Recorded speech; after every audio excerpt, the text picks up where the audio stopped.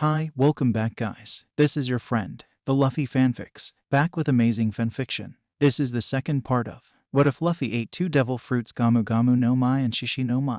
Now before starting, please give this video a like and subscribe to the channel if you want more videos like this. Now let's get into the fanfic. Aw, that's very nice. You're good at making tea, Luffy commented, sipping the tea and sighing in satisfaction. Luffy, when he acquired Harry's memories, ended up acquiring the British man's love for tea. So with him being here and having tea that seemed to be made by someone who knew just how to make it was heaven.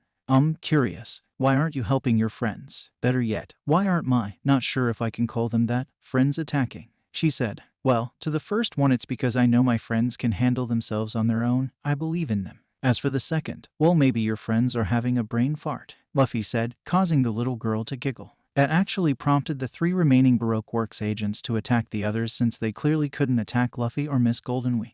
Mr. 3 seemed to create a giant spinning candle on top of the giant, Broggy, with Usopp, Nami, and Vivi on it. Your orange-haired friend doesn't seem amused, Miss Golden Week said. That's cause Mr. 3 clearly hasn't read Nami's wanted post-it. Question, does the barrier stop rain? Luffy asked. Yeah, it should. Why? She asked. Luffy pointed up and Miss Golden Week looked in awe as a rain cloud was rapidly forming. Suddenly it started to downpour and just as the girl said the barrier popped into place when the rain started getting close to the two. Mr. 3 seemed to be panicking as the rain caused the candles to fizzle out and become soggy and start falling apart, freeing the three. Seriously, does anyone read the wanted posters nowadays? Nami yelled before running up to Mr. 3 and slamming her bow staff on his head, knocking him out. She however had to quickly jump back before Mr. 5 could cause an explosion by touching her. Elsewhere, Miss Valentine was trying to attack Usopp by sitting on him. He however quickly whipped out his shotgun. He would shoot a woman, Miss Valentine asked, shocked. Who said this would kill you? Usopp said, closing his eyes and firing off his new pepper spray bomb. He felt the liquid hit his face and Miss Valentine screams and quickly rolled away, then wiped the spray off his face with a cloth. My eyes. What did you do to my eyes? She screamed. It's my brand new pepper spray bomb. Guaranteed to keep perverts and women trying to kill you away from you, Usopp said, as if he was showing off a brand new product. Luffy heard Kaya giggling right by them and saw that she was having tea as well with them. When did you get here? Luffy asked. She got here after Mr. 5 got angry, Miss Golden Week said. Well it looks like there's one left. Luffy mused. Said person left. Aka Mr. 5 was throwing explosive boogers at Nami and Usopp who were dodging them left and right. Usopp was also shooting explosives at the man but it wasn't working for obvious reason. You think explosions are going to hurt me? I'm immune to them thanks to my devil fruit, the man yelled in clear arrogance. Yeah, we'll take this. Explosive star shot, Usopp yelled, shooting his shotgun at Mr. 5, a projectile flying at the man who promptly ate the object. By the way, I lied. That was my Tabasco hellshot, Usopp said with a smile. Instantly the man began screaming in pain as his insides began to burn from the intense heat of the hot sauce. He ended up slamming his head into a tree and knocking himself out. Usopp and Nami suddenly heard clapping and turned to the source. They saw Kaya, Miss Golden Week, and Luffy all clapping for them, causing them to blush. See, told you I had faith in them, Luffy said. You were right. By the way, what are you going to do with me? The girl asked, starting to pack up the teacups and pot. Can we keep her big brother? Kaya squealed. Guess. Actually that'd be perfect. We do need an artist for the ship. No offense Usopp, but your skills only work for Jolly Rogers, Luffy said. It's true, Usopp said. Wait, you're inviting me to join your crew? She asked confused. We're inviting you to join our family. Our crew is one big family after all, Luffy said. But what about my name? I don't even know what my old name was. I've been in Baroque Works for that long. I mean I've liked the name Golden Week. The girl said. How about this? IW Miss Goldie and Week. First name Goldie, second name Week. That way you get to keep the name, Luffy said with a smile. The girl's eyes brightened up again and she hugged Luffy. So, does that mean I call you Big Brother? She asked. Well, if you want. You'll be a leader of your own group, a group of artists, so any of the crew members not a vice commander or commander will call you Big Sis, Luffy said. Wait, I can teach people my art. Does that mean I can teach them how I fight? She asked, really interested. If you want. Why? He asked. Because I've always wanted more people who could do what I do. I mean I do think it's doable, she said with a smile. Alright then, I also might have a gift for you when we get back to the ship, he said, smiling when he saw her eyes light up again. Suddenly though Carmen, Sanji, and Zoro came tumbling through the trees with Zoro dragging a giant sled box filled to the brim with dinosaur meat. Sanji also seemed to have something in his hands. So we had an eventful evening. What about you? Oh, I see you fought some Baroque Works agents and met giants. Carmen asked. Ah, yes, on both parts. Luffy said. Hey, meet your new sister, the commander of the artist division, Miss Goldie and Weak, Kaya said cheerfully. Goldie was very bashful when they all greeted her with smiles and hugs, blushing the entire time. So what happened to you guys? Usopp asked. Well, first these two idiots went rampaging through the entire forest, killing every dinosaur they could find without any regards to how they'd carry it all. Carmen huffed, glaring at the two who gave sheepish laughs and winces. So I beat them up and forced them to think of an idea, hence the sled box. Then Sanji manages to find a weird wax house in the middle of nowhere with a den mushy in it. You wouldn't believe who called. Carmen said. Mr. Zero? Goldie asked, shocking Carmen. Yes. Oh wait, you were probably the one supposed to receive the call. Well, anyways, Sanji answers it, and it turns out that Crocodile is calling back all the agents to Alabasta for the final stages of the plan. He then asks if we've been killed, and Sanji answers yes, having been impersonating Mr. 3 here during the whole conversation. Carmen said. Nice on the spot thinking, Sanji. Nami said, instantly regretting it the next second. Thank you, my lovely Nami Swan, he shouted. Anyways, Crocodile tells him that the Unluckies were on the way to deliver an eternal log pose to Alabasta. Lo and behold, they arrive and we beat them up and get the log pose, Carmen said, having Sanji presenting the log pose with the word Alabasta written on it. That's great. We can actually get there a bit faster now, as there would be 2 more islands after this, Vivi said. Suddenly they heard a booming voice that turned out to be coming from one of the giants. Dory, Luffy, remember, it's a good thing you found that then, Dory said, prompting the other giant to respond, seeing as both of them were up now. Yeah, it takes a year for the normal log pose to reset on this island. This way you can get to that place and it'll reset there much faster, Broggy said. That's great. Nami cheered. The 2 giants thanked them for saving them, and as thanks they killed the giant goldfish that would have ate them when they attempted to leave, using the last bit of strength their weapons had.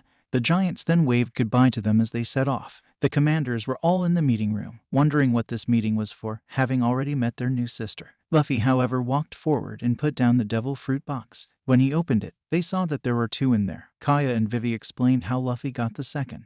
The crew members were shocked but not afraid. Luffy, however, pulled out the Nuru no Mi and gave it to Goldie. Here you go, Goldie. A fruit perfect for you. The Nuru no Mi, or the paint fruit. It's a Loja-type fruit that allows you to turn into and control paint, Luffy said. Goldie instantly grabbed it with stars in her eyes and willingly ate it, showing how much she trusted Luffy. She grimaced at the taste before speaking. I don't feel any, she started before she collapsed. Everyone started panicking, but Kaya, the doctor of the ship, quickly ran over to her and began examining her. She's running a fever. Was she already a devil fruit user? Kaya said. No, it can't be that. The result of a person eating 2 devil fruits is much more violent.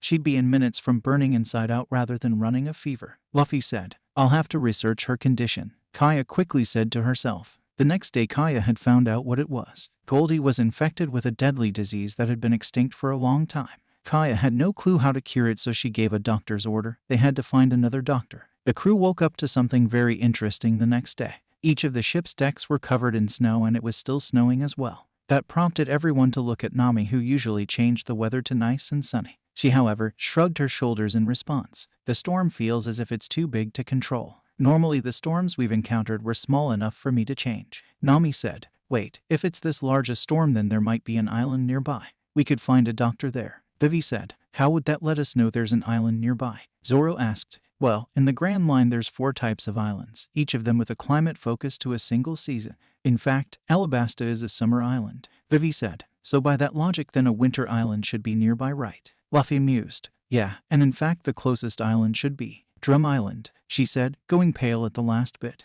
What's wrong with Drum Island? Nami asked. Drum Island's king is Wapol, a monster of a man both in size and attitude. He's a tyrant who's subjugated his subjects and keeps all the doctors to himself. I mean, the doctors of Drum Island are amazing, but Vivi trailed off. Luffy, however, just gave her a smile. If the Wapol guy just gives us trouble, we could always just oust him from his kingdom, Luffy said. But he's part of the 20 kingdoms that founded the world government, Vivi protested. You make it sound like we'd care. We're pirates, Vivi. We don't care much about the world government, Luffy said, tilting his head. Yeah, if we see oppressed people, more like if Captain does, we save them, Nami said, muttering the middle part. Despite the bluntness of their responses, Vivi smiled at them and nodded. All right then, we'll head for Drum Island, I guess, Vivi said. Immediately after that the lookout yelled that there was an island ahead. Well, we're already here, Luffy said. So Capt, who's going this time? Alvida asked. Well, we need Kaya to explain the symptoms of the disease if they don't know. Usopp won't be much help in the snow. Zoro and Sanji are staying because I don't want to fight on this mission, Luffy said, giving the two a look. Big brother's right. Your fighting is getting worse and worse to the point that you are starting to not cooperate whenever you guys are paired up for a fight, Carmen said with a sigh. Whatever issue you two have, you need to work it out, Nami added, causing the two to grumble. Anyhow, Alvida, you won't be much help here either, as your devil fruit doesn't work that well on shifting surfaces like snow and can even cause you to trip, Luffy said. I understand. I've been actually working on that, so it won't be long before I can handle that. After all, Vivisis said that Alabasta's one big desert. Alvida said, Carmen, you'll be coming since you're pretty good with your fan and your fighting style won't be hampered by the snow. Same with Jin as well. Nami's coming too because despite her inability to change the storm, she can still control its strength and use the snow to her advantage. Vivi, you're coming because you might be diplomatic help. Luffy finished. Alright then, I'll go help Kaya get Goldie on something we can carry her on, Nami said. Soon though they reached land and they all heard the cocking of guns as well as the voice of a man. They turned and saw people with guns and a tall man wearing a green fur-like coat. Pirates, turn away from this island. The man standing in the middle. Easy, we're just here to look for a doctor, our friend's sick. Vivi help? Luffy asked. Vivi walked forward and seemed to recognize the man in the middle.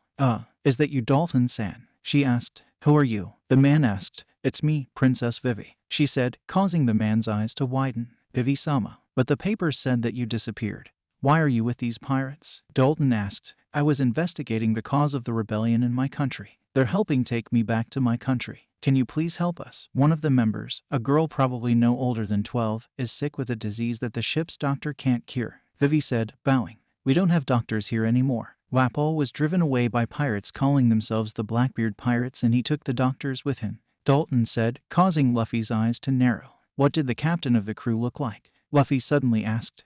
He had black hair, a black beard, and was missing some teeth, Dalton said. Was his name Marshall D. Teach? Luffy asked, gritting his teeth. Yes, why? Dalton asked, curious. Please tell me you aren't that fucking stupid, Ace. Luffy whispered under his breath before he spoke again.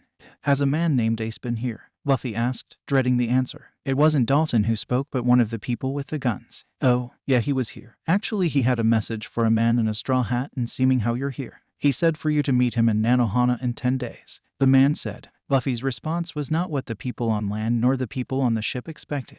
Ace, I'm going to fucking kill you. Luffy roared. Whoa, Captain, what's wrong? Alvida asked, having never really seen Luffy this mad. I fucking told Ace not to go after Teach, but what does he do? Go after the fucking bastard. I told him that going after the man would get him killed because of what devil fruit Teach stole. Luffy ranted. What devil fruit did Teach steal? Nami asked. Teach had killed a commander of Whitebeard's crew and stole the fucking Yami Yami no Mi. Luffy said. Yami Yami no Mi? Carmen asked. Not aware of all the different fruits. It's a dangerous devil fruit, considered the strongest of the Loja-type fruits, and it's not just dangerous because of the powers. It's dangerous because of the fruit itself. Luffy said. How could a devil fruit itself be dangerous? Sanji asked, actually curious as he had read about devil fruits as a kid. The fruit, it's a weird one, okay. Let me first explain the powers of the fruit and go from there. The Yami Yami fruit is the darkness Loja devil fruit. It gives the one the ability to manipulate pure unadulterated darkness. This includes gravity and black holes. Luffy said. That sounds cool, Usopp said before flinching when Luffy glared at him. It's not cool. Do you really think the ability to control pure darkness wouldn't have a price? Luffy asked. But I've had no problems with my powers and I'm a Loja type. Nami said. You don't get it, Nami. The other Loja types such as fire, earth, light, magma, weather, etc. have no downside because we can already control those elements as humans. We can create fire by lighting a match. We can move earth by using a shovel. We can control light by flipping on a switch. We can control magma by using it to generate power. We can control weather through new technology. But you cannot control darkness, Luffy said. So, what is the price of darkness? Dalton said, deciding to pipe in as he was really curious about this conversation. Darkness. It's a very, very volatile element. Darkness in its physical aspect is all-consuming, smothering, and always hungry. Being engulfed in darkness gives one a really empty feeling where they feel alone in the world. However, darkness in its abstract is deadly. Darkness is what causes people to turn on their friends, to murder others in cold blood, to be greedy, to have a need to destroy. Luffy started. But darkness can't be all bad, right? I mean, nothing's every black and white like that, Nami said, knowing that very well. You're right. Darkness also has another side to it. Darkness can be comforting, warmth, and safe. Darkness can be used to hide oneself from enemies. In that aspect, darkness can save you. That is what makes the Yami no Mi so dangerous. It is a fruit that draws in people that wish to eat it for only the sake of power and makes them commit horrible deeds just to get to it. Luffy said with a sigh. You can't be saying that the Yami no Mi is sentient, Sanji said in horror as he realized what it meant. Yes, the darkness fruit is one of the very, very few devil fruits that are sentient, Luffy said. But how would you know this? Dalton asked. Not knowing how a 17-year-old could know so much about devil fruits, I wanted to explain all of this to you guys later when we were about to enter the new world where the world government is hesitant to tread, but I'll explain a tiny bit then. You know how I said that magic was in every plant and animal, right? Luffy asked. Yeah, you told Kaya that's why potions work, Nami said. Well, it's not exactly a mystery as to why devil fruits exist. This world is drowning, not in a bad sense, in magic. It got to the point that it started to imbue fruits with the ability to give whoever ate them powers. That was the birth of devil fruits. However, some fruits got more magic than others, and well, magic itself is a sentient thing. It can make decisions and damn well will judge people who use it. But the magic in the devil fruits, well, it varies. Like take your 10 no Mi. I could tell it had enough magic just below the point that the magic would be sentient. However, the Yami no Mi has a lot of magic. It would need to in order to give someone the ability to control darkness, Luffy said. Luffy looked up the sky and sighed before continuing. The sentient devil fruits are sort of like a trap but also a reward, you know, Luffy said. A trap but also a reward, Vivi asked. Yes, if someone was aiming to take the fruit for just power, or even worse power to kill innocents, they'd get pulled in by the fruit's magic to where they'd be forced to eat it. Then the fruit will begin punishment, Luffy said. Punishment? Nami asked, now really curious. Yes, if your intents for the use of the power of the devil fruit was malicious in nature, then the fruit will slowly drive you insane. In the aspect of the darkness fruit, it will force you to seek out more and more devil fruits to eat and consume before you slowly die in agonizing pain that lasts for hours, Luffy said, causing everyone to gasp in shock. Consume more devil fruits. But wouldn't it just kill you on the second fruit? Sanji asked. Not exactly. The darkness fruit has a passive power that allows one to eat more than one devil fruit, but it has a limit of 3, Luffy said. How exactly do you know that? Dalton, still confused as to how this boy could know a lot. Well, when you eat a devil fruit, it creates something called a magical core. This magical core is solely dedicated to your devil fruit's ability. However, having more than one magical core causes them to destabilize, which is what causes the burning out from the inside.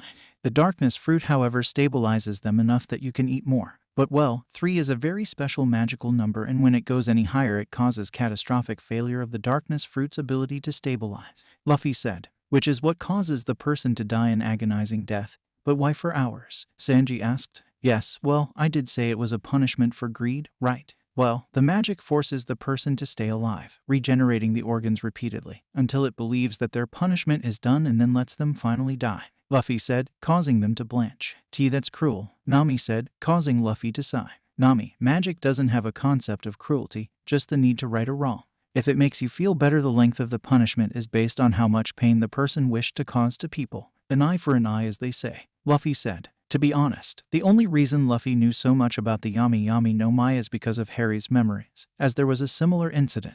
Someone had created a ritual that gave them the power over darkness and proceeded to massacre hundreds of people. It allowed them to absorb bloodline abilities like Metamorph Magus, Sight, and such, as well as negate said abilities. They ended up absorbing too many abilities, and the sight was horrible. The man was screaming for hours and hours on end, writhing in agonizing pain. Harry had tried to help the man by giving him a mercy death, but the magic would just protect the man and continue torturing him. That night had tormented Harry for weeks before he threw himself into the subject of magical theory, which is how Luffy knew most of this information. So, what happens if someone ate the fruit for the sake of saving someone, or protecting people? Sanji asked, needing to know to ease the fear at the consequences of being greedy. Everyone was shocked, however, when Luffy smiled a peaceful smile. If someone with good intentions and a good heart were to eat the darkness fruit, well, it'd be beyond wonderful. Like I said early, darkness is comforting. The person would always feel as if they were safe and loved, as darkness would always be with them, watching over them and protecting them, like a mother or loved one always watching. Luffy said. That's why you said it's a reward, Vivi said, realizing what he meant earlier. Yes, for all that I told you about it punishing malicious people, magic is a loving entity. It loves everyone whether or not they have a devil fruit power or not. Thus, if someone were to use its power for good, magic would gladly protect them and love them even more, Luffy said wistfully. The crew didn't vocalize it out loud, but right then they realized that magic loved their captain. The way he spoke of the sensations that magic gave to the ones it loved spoke of him having experienced it. So, what are the powers of the Yami Yami no Mi, you know, beyond absorbing devil fruits? Nami had to ask. Well, control over darkness means that you can control gravity as it's an aspect of it. But part of the reason I told Ace to not go after him is because his powers are useless against it. The Yami Yami no Mi can negate the abilities of any devil fruit user that he's touching. Luffy said. For someone titled Fire Fist Ace, that is a really bad matchup, Sanji said. Luffy nodded with a sigh. Soon though, Kaya and Carmen came up with Goldie on a stretcher. They looked at everyone curiously, but Nami told them she'd explain later. Dalton, however, actually let them come with him to the village, so the group that Luffy had picked headed off with Dalton. Dalton took them to his house where he housed them for a bit so they could eat. Boy, was Dalton surprised at how much Luffy ate. How can you eat so much? Dalton had to ask. Actually I can explain that, Kaya said, having done what she could for Goldie right now, so she grabbed a plate and began to eat. Luffy's rubber abilities seemed to have given him a bigger metabolism in order to compensate for the large amount of energy that his body expends in order to stretch. So it burns off food a lot faster so it can get more energy, Kaya said, having done tests on Luffy's blood. Yeah, me and Sanji had to come up with food high in energy intake just for Big Brother. It's made it so that he doesn't eat this much, Carmen said, and I am forever grateful for that. It's not that I don't like eating this much, but being constantly hungry gets irritating, Luffy said. They sat in silence for a few minutes with Goldie's moans of pain in the background. There is one doctor you can see, but she's more of a witch than anything, Dalton said. Really? Kaya said, eagerly. Well, she lives in the castle at the top of the mountain and only comes down every so often to treat people and then demands something in exchange, Dalton said. We don't mind at all. We need to get Goldie cured, Jin said, voicing the opinion on everyone else's minds. Alright, then I'll show you the path up. Just watch out for the rabbits, Dalton said. Rabbits? Aren't they like small and fluffy? Nami asked. No, the rabbits here on Drum Island are giant, really strong and aggressive, Dalton said. The five of them nodded and followed Dalton, Jin pulling the sled holding Goldie. Dalton led him to the start of the mountain before wishing them luck. The trek up the snowy mountain was difficult with the large amount of snow on the ground. The commanders were just happy that Luffy was able to remedy the cold part by putting heating charms on them. So the only problem they had was that the further they got up the mountain, the more their feet sunk into the snow. It got to a point that Luffy got frustrated and conjured snowshoes and had everyone put them on. It took them a few minutes, but they managed to get a handle on the snowshoes. Then they were attacked by the rabbits. Dalton may call them rabbits, but the five of them didn't believe that at all. The rabbits were giant and very, very, very aggressive. Even when Luffy punched them away, they came running back. Jin got mad and proceeded to beat the ever-living crap out of them, leaving them unconscious. Soon enough they got to a part where it was so steep they had to climb. So what Luffy did was conjure various lengths of rope and had them tie Goldie to his back and then tie themselves via a length of rope to him. At first they didn't believe he'd be able to carry 5 other people, but Luffy just responded by casting a featherlight charm on them and proceeded to climb, using his devil fruit abilities to get there faster. Soon enough though he reached the top and passed out from exhaustion, his hands bleeding from the climbing. The last thing he saw before passing out was what seemed to be an old woman and a reindeer that was wearing a hat. When Luffy came to, he was lying in a bed with his hands wrapped in bandages, most likely in the castle. I see you're finally awake, a female voice said. Luffy slowly got up but was pushed down by the source of the voice, an old lady wearing the weirdest clothing. No, you're going to lay there. I don't want you undoing my work. Your hands were torn up pretty bad despite your rubber-like body, the woman said, giving him a glare. Where's my crew? Luffy asked. They're helping me by staying away from here. They're currently wandering around the castle, though that pink-haired woman seems intent to cook for all of us, the woman said. What's your name, and is Goldie okay? Luffy asked, worried for their youngest in the crew. My name's Kira, and usually you're supposed to introduce yourself first, boy. As for the little one, she's fine. I was surprised to see her with a disease that's been extinct for centuries. Kira said, I'm sorry, my name's Luffy. We were on an island called Little Garden, Luffy said, seeing the woman raise an eyebrow. Little Garden, that prehistoric rock. I'm surprised you even got off it. There's a giant goldfish that swallows anyone who attempts to leave, Kira said, handing Luffy a glass of water. Luffy gladly swallowed the water, his throat getting parched. The giants helped us off, Luffy said, looking towards the doorway. Luffy was surprised to see a childlike reindeer wearing a big red hat with an X on it standing in the doorway trying to hide but failing as more than half his body was in view. Who's the one trying to hide but failing? Luffy asked, causing the child reindeer to eep an inch further behind the doorway. Kira gave a chuckle and smiled. That's my assistant, Tony Chopper. He's a reindeer who ate the Hito no Mi fruit, she said. Shouldn't he be able to transform fully into a human? Luffy asked, prompting the reindeer human to walk forward a bit and answer. That's impossible. The devil fruit won't let me. I'm a monster, Chopper said quietly, causing Luffy to laugh and Chopper to glare at him. I'm sorry, I'm laughing at two things. First of all, devil fruits don't work half-assed. You probably just haven't tried hard enough to turn into your human form. If devil fruits worked the way you thought, then all the other Zoan users wouldn't be able to fully turn into their animals, Luffy said, causing Chopper to drop the glare. But I've seen Dalton transform before and he doesn't turn into a full bison, Chopper protested, causing Luffy to tilt his head. Dalton's a Zoan user. Huh. Well, that's probably because for most Zoan users, if they do the full transformation and they aren't prepared or have a strong will, they lose themselves in the instincts of the animal. But since your fruit's the Hito no Mi fruit, you should have none of those problems, Luffy said. And what's the second reason you were laughing? Kureha asked, wanting to move this conversation on despite the fact that the information was interesting. Chopper's too adorable to be called a monster, Luffy said bluntly, causing Chopper to blush and wiggle. It's not as if I like that compliment, he yelled, clearly showing the opposite. Kureha, however, laughed at both of them, glad to see another person treating Chopper well. How would I go about transforming fully? Chopper asked. Well, first of all, you need to understand the structure of what you're turning into, which you probably already have down-packed as a doctor's assistant, Luffy said, Chopper nodding as he understood human anatomy pretty well. Secondly, you need to find your, I guess, inner human. The easiest way to go about this would generally be meditating. Though I have a question, how old are you? Luffy asked. I'm 15, Chopper said proudly. Well, I need to give you a fair warning. Because of the fact that you're already small enough and reindeers age differently than humans, your human form will be young, Luffy said. How young exactly? And will it affect his mental health? Kureha asked. Ever the doctor. It probably won't be much. At the least he'll be 12 as a human. But thankfully it won't affect his mentality besides the fact that he'll actually go through puberty, Luffy said. Puberty? Isn't that painful? Chopper asked, having read about it from the medical texts. Not exactly. The only thing painful is the growing pains, Luffy said. Chopper seemed to be thinking for a second before he nodded, his hat wiggling on his head. I'll do it. I mean, I should try everything right. That's at least what Dr. HarryisLuffy said. Chopper said. Who's Dr. HarryisLuffy? Luffy asked. This time it was Kureha who answered. He was a quack doctor who took Chopper in after the herd he was with refused to have anything to do with him. The man was always talking about curing the coldness in people's hearts, Kureha said, shaking her head. Luffy nodded, but suddenly after that Carmen, Nami, and Vivi came running in. We have a problem. The old King Wapol is attacking, and it seems he has a devil fruit that allows him to consume anything. He has 2 soldiers with him, named Chess and Kirimarimo, Vivi said. That immediately led to them running outside, with Kureha staying watch over Goldie. When they got outside, they saw Jin fighting with Chess and Kaya fighting with Kirimarimo. Take this, surgical precision, Kaya yelled, using her sword to leave cuts in places that would burn if the person moved. Jin, however, didn't shout anything as he spun and slammed his cannonball tonfas into the man, the giant-looking man who had a crown.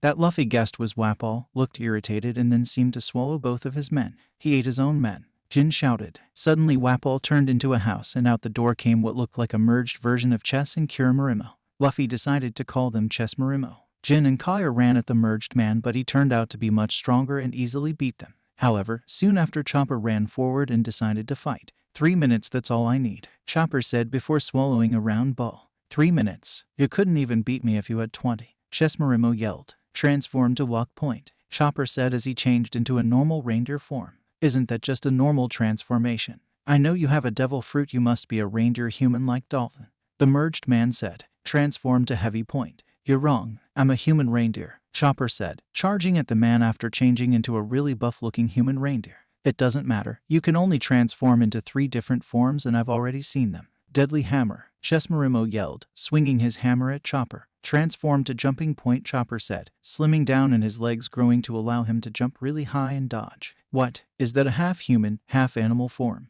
Chessmarimo yelled, swinging his hammers at Chopper as he fell. Transform to guard point, Chopper said, transforming at a giant fluff ball. When the hammer attack landed on Chopper, it knocked him back, but other than that the first seemed to absorb the entirety of the impact. You can't hurt me, Chopper said. What? That's impossible, you should have only 3 forms, the man yelled. That piece of medicine I took is called a rumble ball. It creates waves that disrupts the inherent rules of 3 forms that the devil fruit causes. It's the result of 5 years of my research and it allows me to transform into 4 different forms, Chopper said. Wow, is he smart, Luffy said with a whistle. Yeah, I was surprised too when the kid developed that rumble ball of his, Kureha said, suddenly appearing from behind them. Weren't you watching Goldie? Luffy asked. Yeah, but the kid finally fell asleep. She should be fine for now, Kureha said. They turned their attention back to the fight, and it seemed that Chopper had turned into another form that he called Arm Point. Chopper seemed to be fighting the merged man on equal terms before he jumped back, transforming into another form called Brain Point.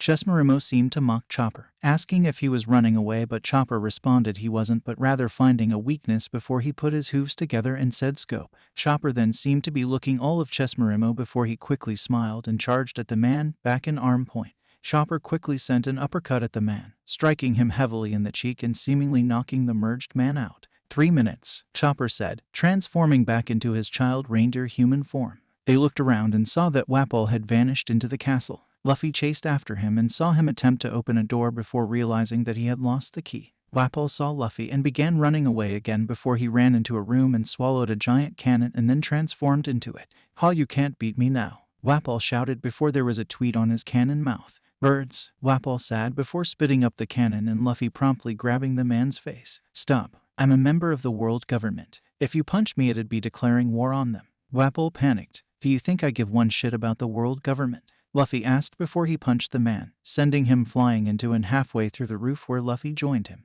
Luffy was sitting cross-legged right by the flag that was on the castle, a skull and crossbones with cherry blossom petals on it. Wapol, however, was panicking. "I'll make you a second king," he shouted. "I don't care for that. What I do care for is your horrible attitude, so this is what I'm going to do," Luffy said, pointing the Elder Wand at the man's forehead. "From now until you turn your attitude around and treat others better and give up your foolish idea of revenge, I curse your outside to show how ugly you are on the inside. I give you the beast's curse," Luffy said, a rose-like flash coming out of the wand and hitting the man. Instantly the man's appearance changed to a hideous-looking appearance, causing the man to panic even further. Luffy then stood up and swung his arms back as far as they could stretch. "Now go learn your lesson, Gomu Gomu Bazooka," Luffy yelled, sending Wapol flying off into the distance before he disappeared. Luffy jumped down and saw that people were coming up to the castle. It was Dalton who seemed injured as well as some villagers who seemed injured as well. Was that Dalton who was sent flying? "And where are the other two?" Dalton asked. "Yeah, and Chopper here helped with the other two,"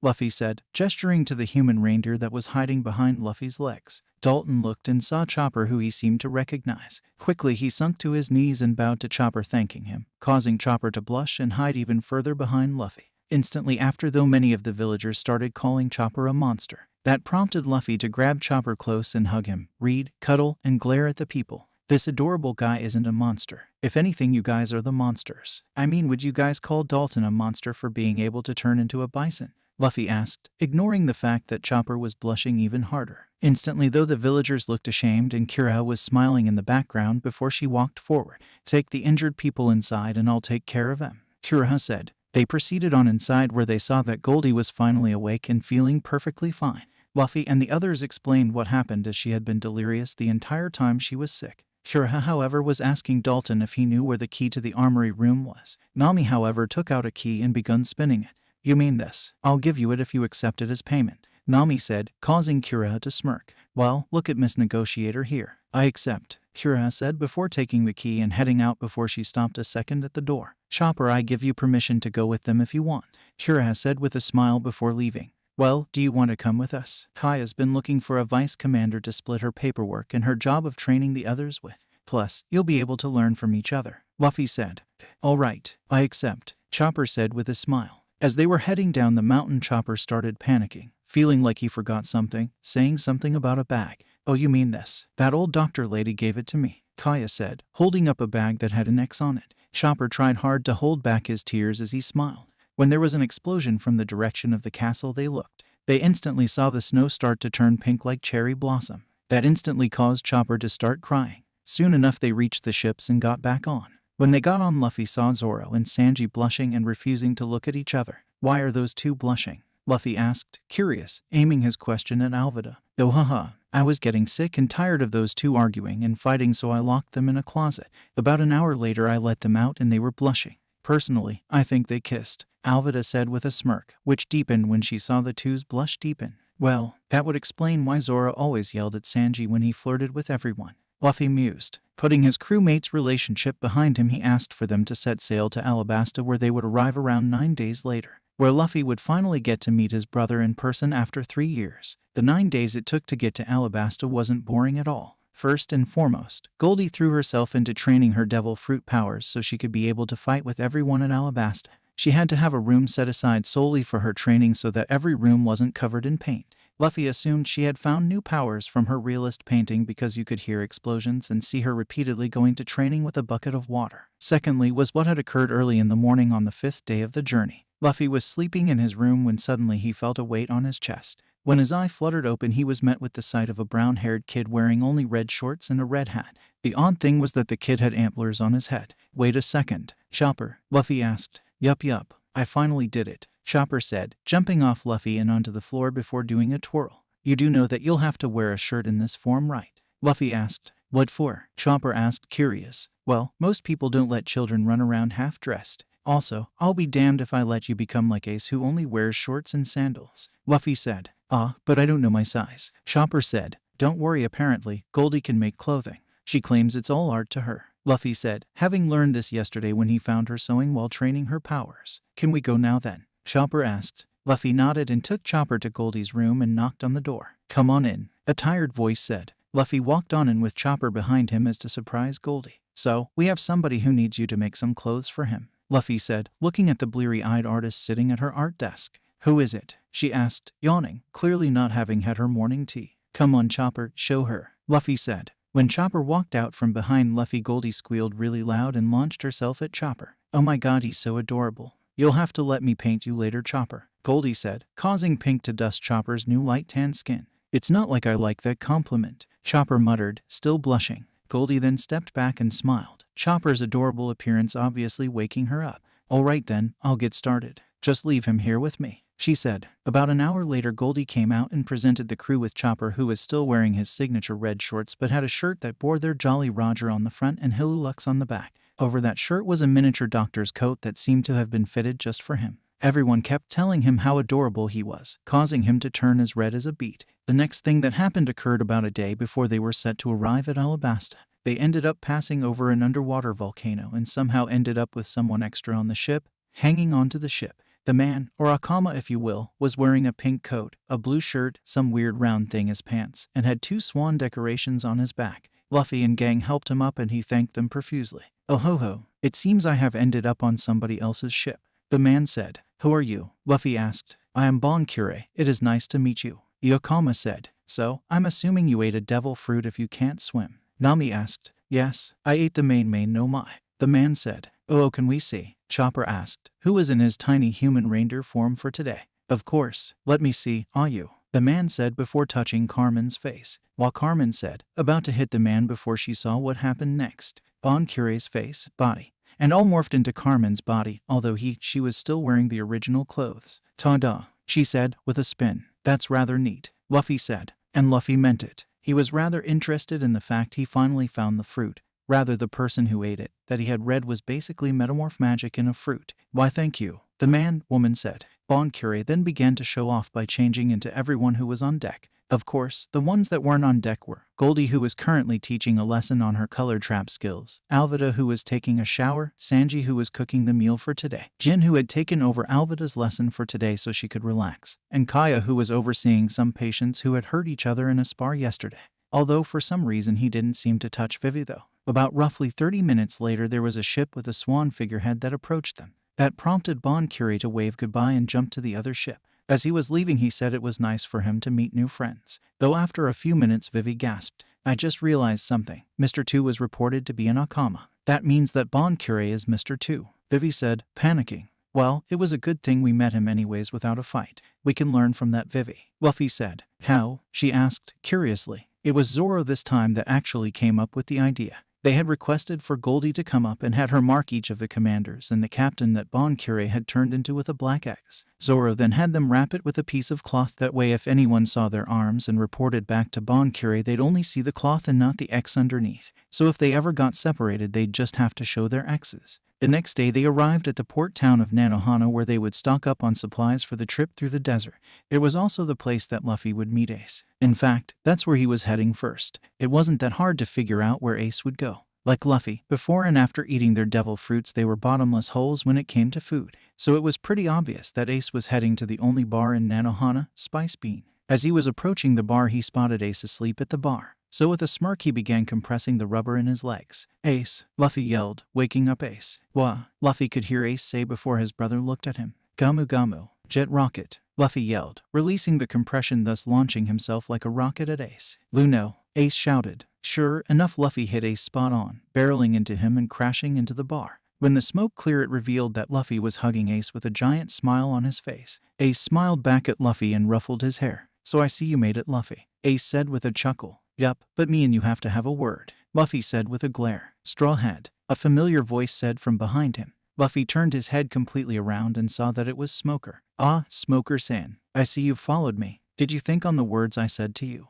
Luffy asked, still hugging Ace. I did, but it's not as easy as you think. Smoker started. Oh, it is as easy as I think. Trust me, I know far more about the world government than you do, and the stuff I know would immediately have them after my head. Luffy said. Still, I'm going to have to try my best to arrest you, Smoker said, starting to turn into smoke like his namesake, causing Luffy to sigh. You won't have to try at all. Ace, you know the drill, brace yourself, Luffy said before they twisted away. Luffy sighed along, apparating themselves. As they left, there was a loud sound that sounded like a cannonball exploding, which seemed to get the attention of every single Straw Hat member that was in town, causing them to sigh. Well, it was nice shopping, Nami said with a sigh before she ran off back to the ship, everyone else doing the same. Luffy and Ace appeared about 2 feet above the deck floor of the Goddess Styx. Immediately after, they slammed into the deck, Ace first, causing Ace to groan in pain. Duh, you know I don't like side along apparating with you, Luffy, Ace shouted, hitting Luffy on the head. Well, I'm sorry, I guess I'll just take you back and let you get arrested,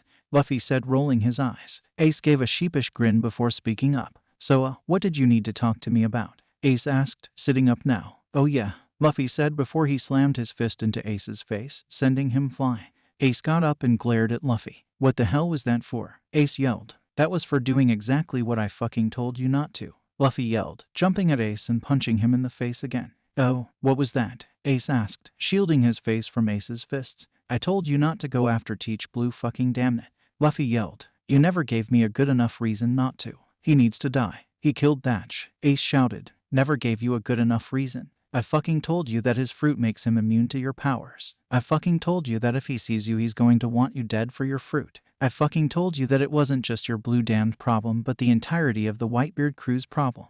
And sure, he killed Thatch, but from what you told me about the man, he wouldn't want you to fucking go after Teach alone, Luffy shouted. That seemed to stop Ace for a second before the man argued once more. Yeah, but I won't ever know that since you refused to let me see him using your stone, Ace yelled. It's exactly that fucking attitude as to why I won't let you. I knew that if let you then you'd ask me over and over again, which would lead to the side effects of the stone, Luffy yelled. I don't care about the side effects, Ace yelled. Blue damn it, Ace. I can't lose you. What the fuck would I say to Sabo if you ended up getting killed because of either Teach or the fucking stone that I let you see? Luffy yelled. That instantly stopped Ace, which Luffy figured it would. Bringing up Sabo would usually bring Ace to his senses and calm him down. In fact, it did just that as Ace breathed in and out to calm down. It was actually around that time that the commanders arrived on the ship, having heard the shouting from the port. I have to go after him, Luffy. I just have to, Ace said. Fine, but please don't end up getting caught or worse, dead. I can't lose you, Ace, Luffy said before nuzzling his face in Ace's chest, enjoying the warmth that Ace naturally gave off. Ace smiled and ruffled Luffy's hair again before looking at the commanders and whistled. When you said that you were going to mimic Whitebeard in your letters, you weren't lying, Ace said. Well, I mean, it's nice having all these people, Luffy said, smiling at his commanders. You must be Ace. Big Brother has told us so much about you, Carmen said. Big Brother? Ace asked, looking at Luffy questioningly. Well, you know how Whitebeard calls his crew his sons. Well, my crew had the bright idea of all us being brothers and sisters. Me and the commanders, according to them, are the big brothers and sisters, Luffy said. But what about me? Ace asked, faking hurt, causing Luffy to roll his eyes. You know you're my special brother. Emphasis on special, Luffy said, muttering the last part with a smirk. Hey, Ace whined, causing everyone to chuckle. Ace then gave each of the commanders a look, examining each and every one of them. So you're the ones who've been taking care of my weaker little brother? Ace asked. Weak? That's not exactly how I remember the last battle we had,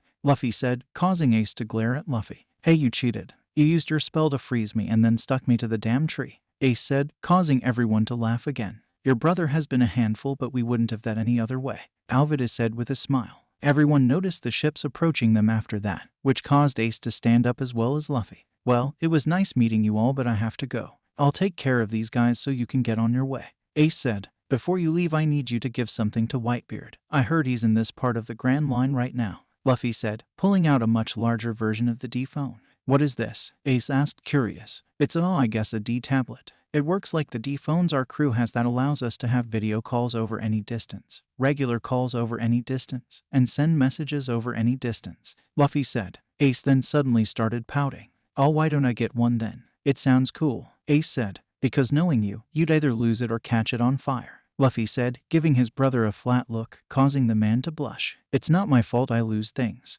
but I'll give it to him before I start back on Blackbeard," Ace said. "Ace, please don't die," Luffy said, his eyes begging Ace. Ace's face softened and he gave Luffy a smile before ruffling his hair one last time and a big hug. "When have I ever let you down?" Ace asked. "That one time that you let me get swallowed by a crocodile," Luffy jokingly said, causing Ace to laugh. "Hey, that was your own fault. Here, take this," Ace said, handing Luffy a piece of torn paper. "A Vivre card?" Luffy asked. "Yeah, so you can find me if I do get in trouble," Ace said before jumping off the ship and sending fireballs at the ships approaching them, causing them to explode. Ace landed on a raft-like ship before he started to sail off, disappearing into the distance. Luffy then had Vivi explain to the people at the helm where they would need to go. After that, Nami asked Luffy a question. "What's a Vivre card?" Nami asked. "Oh, right, none of you have been to the New World, so you wouldn't know. I only learned of it from Shanks," Luffy mused. "New World? What's that?" Vivi asked. "You don't know. That's the name for the second half of the Grand Line, the part that holds Raftel, the island which One Piece is hidden,"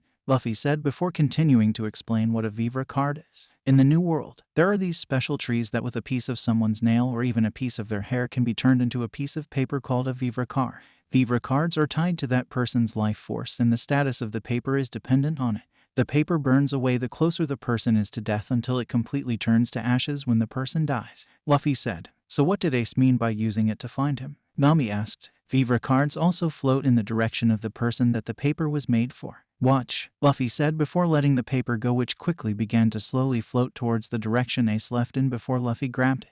"That's really cool. I want one of those," Vivi said with a sigh. "Well, when we get to the New World, we'll have one made for you," Luffy said. "That'd be real nice, but you'd need a piece of my hair first," Vivi said, before going to her hair. Luffy quickly stopped her before she could yank a piece of her hair out. "Not now, after we save your country," Luffy said with a smile. "Right, well, I sent Karu to Alubarna with the information I've collected to my father," Vivi said. "That's a good idea. So what's our first destination?" Luffy asked. "Well, it's the Yuba Oasis, as that's the location of the rebel hideout, but we'll want to stop at Irimalu to rest up before continuing there. After all, the journey to the Oasis is a day and a half from here," Vivi said. "All right then, Irimalu we go," Luffy said. Their ships made their way through the Sandora River and over to its west side. It was there that the 10 commanders stood at the top of the ship to address their fellow siblings.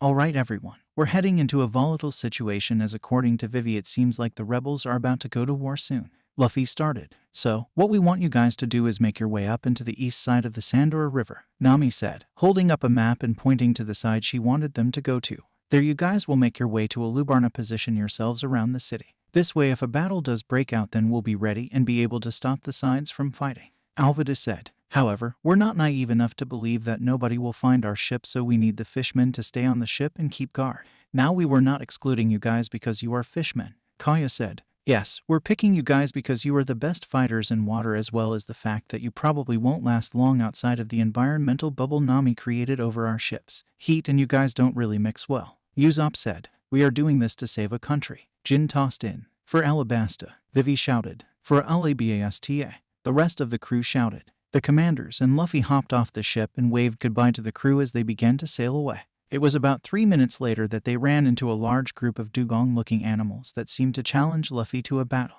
Luffy saw no issue to not agreeing and accepted. It took no less than a minute for him to beat them all and was shocked to see them all bow to him. "Those are Kung Fu dugongs. They're the best martial arts fighters in Alabasta," Vivi commented, surprised that Luffy beat them easily. "They're saying that now that you beat them you're their master." Chopper commented in his full human form that he dubbed his perfect human point, having changed into it so he wouldn't sweat to death in the desert because of his fur. "You can talk to them?" Usopp asked in shock. "Yeah, since I'm originally a reindeer I can talk to all animals," Chopper said. So Luffy kneeled in front of the one that seemed to be the leader of the dugongs. "Do you want to help save a country?" Luffy asked, surprised by the dugongs suddenly cheering. "Well, I guess that answers that," Jin commented. About 10 minutes into the trip Nami started complaining. "I still don't know why you won't let me make it rain here," she said, because I'm pretty sure Crocodile keeps an eye on the weather in Alabasta, so making it freak rain somewhere will be a pretty big sign that we're here. Luffy said, I guess I understand that. Can I make it rain if we get caught? Nami begged. Sure, but for now you'll have to deal with cooling charms. Luffy said. By the time that they reached Irumalu City, it was nighttime, which meant the temperature outside had dropped from scorching hot to freezing cold.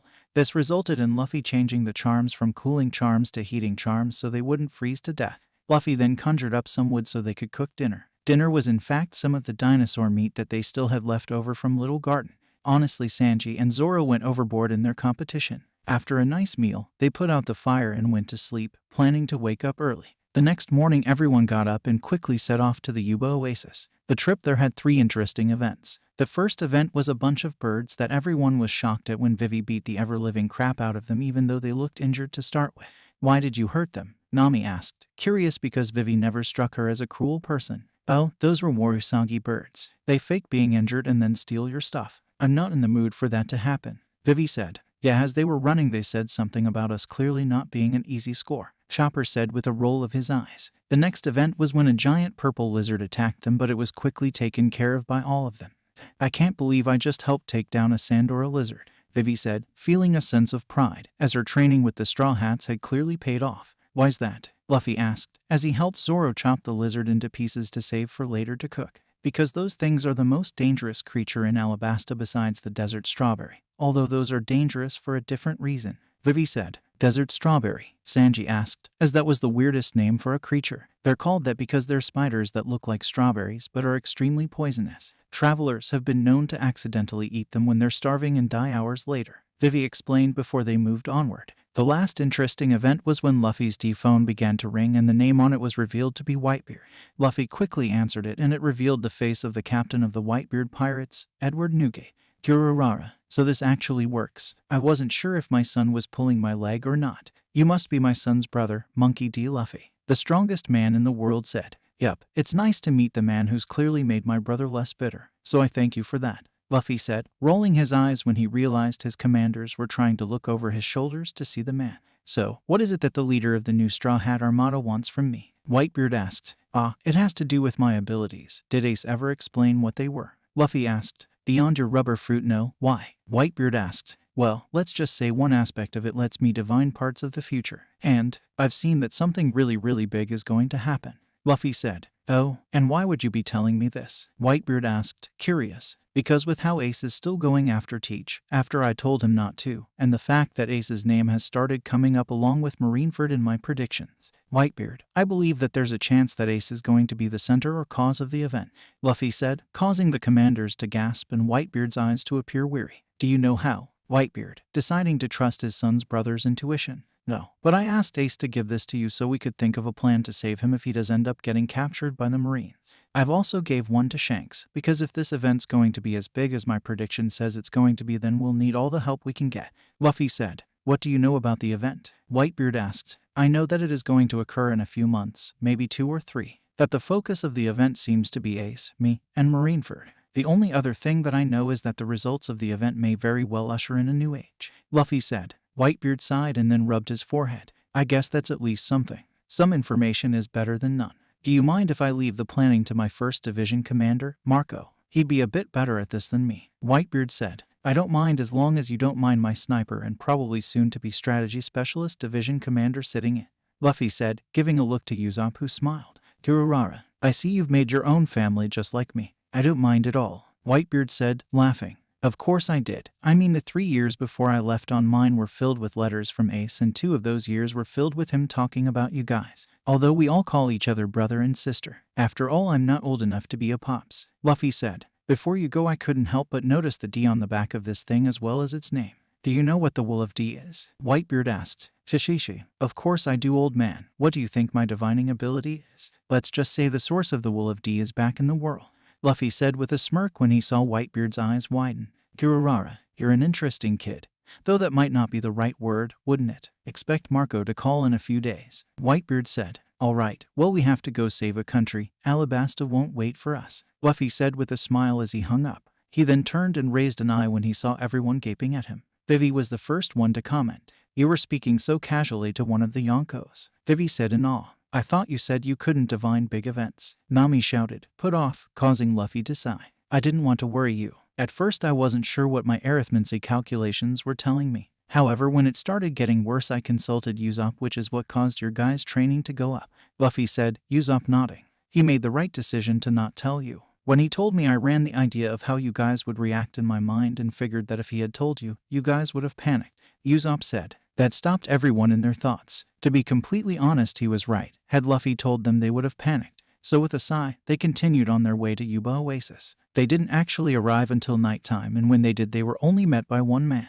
Sir, where is the rebel hideout? Vivi asked. You won't find them here. They moved to Katoria, the town to the east of Nanohana. But don't you recognize me, Vivi-sama? The old man asked. Chitoto-san, what happened here? Vivi asked. It started after you disappeared. This place became a target of many sandstorms almost daily. The oasis dried up and I've been digging to find water since then. My idiot son Koza, the leader of the rebellion, abandoned this place months ago. Toto said, damn it, we really need to head to Nanohana then. Vivi said, but Luffy stopped her. I really hate to say this, but you're being stupid. We're not heading to Nanohana. Luffy said, but why? I thought you wanted to help me. She asked, confused. We do, but stopping the rebels won't end the war or stop Crocodile, will it? It won't save lives. We need to head to Rain Base. You said that's Crocodile's headquarters. Luffy said, but we need to stop them. Vivi said, like I said, stopping the rebels won't help. You need to stop the source of the problem, which is Crocodile. Luffy said, causing Vivi to sigh. All right, I'll take us to Rain Base in the morning.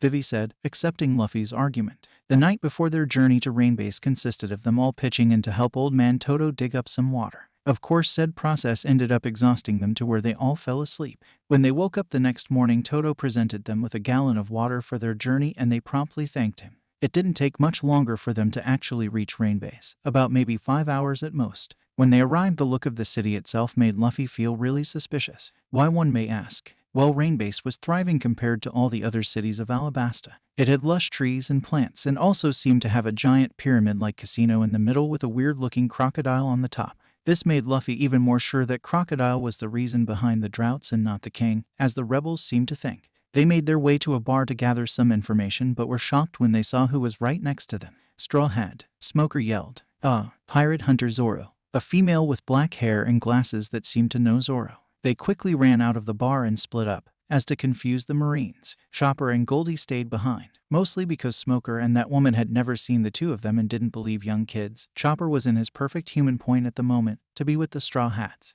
Usopp and Nami went in a different direction, as did Carmen, Jin, and Alvida. Zoro went with Vivi, Luffy was the one leading Smoker away, and Sanji went off with Kaya on their own. Somehow though, all of the ones running but Sanji, Kaya, and Vivi ended up at the Rain Dinners casino in the middle of town. Why did we run here again? Usopp asked. Because this is Crocodile's base. I mean, did you miss the pretty obvious crocodile mounted on the top of the pyramid? Luffy asked. That was a crocodile. Nami asked. I think so. I mean, the only difference was that banana on its tail. Luffy muttered. Next, something extremely suspicious happened. The employees of the casino gestured for them to go through the golden door at the back of the casino, saying it led to the VIP room. Nevertheless, they ran through the door and was stopped by two different paths with two signs. One said pirates and the other said VIP.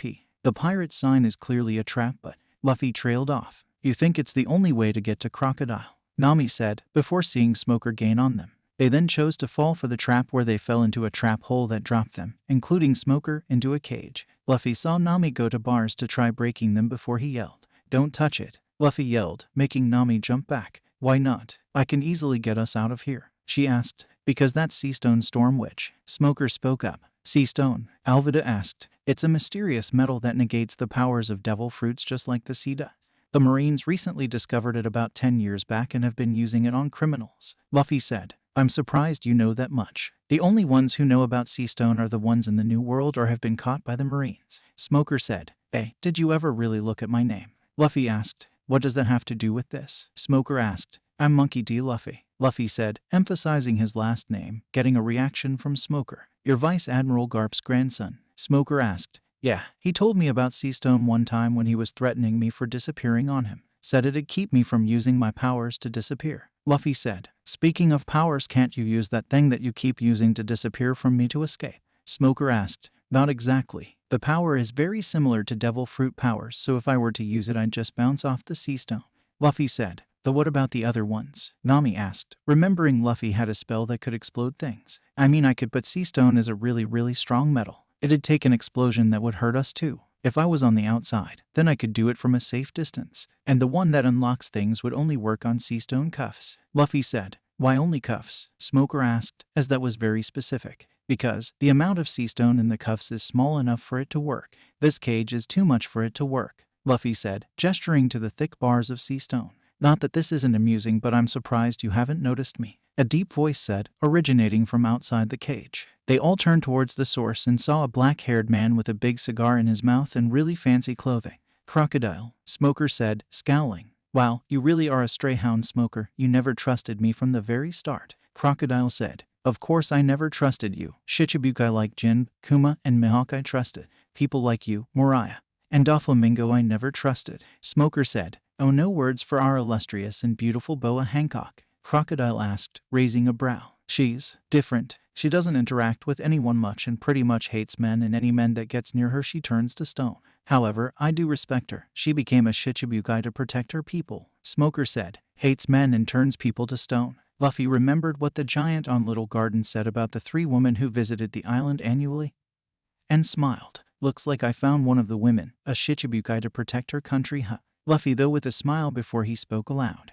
Hey, you're Crocodile, right? When I get out of this cage I'm going to kill you, Luffy said, causing the man to roll his eyes. I actually didn't expect you to get this far, Straw Hat. But don't worry, you'll be dead soon. After all, the guest of honor isn't here yet, he said with a smirk. Not 10 minutes later did the doors to the room open, with Miss All-Sunday having Vivi hoisted over her shoulder. Miss All-Sunday then tossed her onto the floor where Crocodile smirked. And it looks like she's here. So Miss Wednesday, you've been avoiding my assassins pretty well, yet you come straight to me, Crocodile said. Of course, I'd come for you, after what you are doing to my country, she shouted, before charging at Crocodile and throwing her chakrams at him. The chakrams hit Crocodile's face and went through it, his head turning into sand. Crocodile reappeared behind Vivi, one hand gripped to her mouth. Are you satisfied, Miss Wednesday? If you had lived in this country you would have knew about my Suna no Mi fruit, he said. He's a Sandman, a Loja-type user, Usopp said in shock, realizing their point of attacks won't work on the man as Loja-type users were immune to most damage.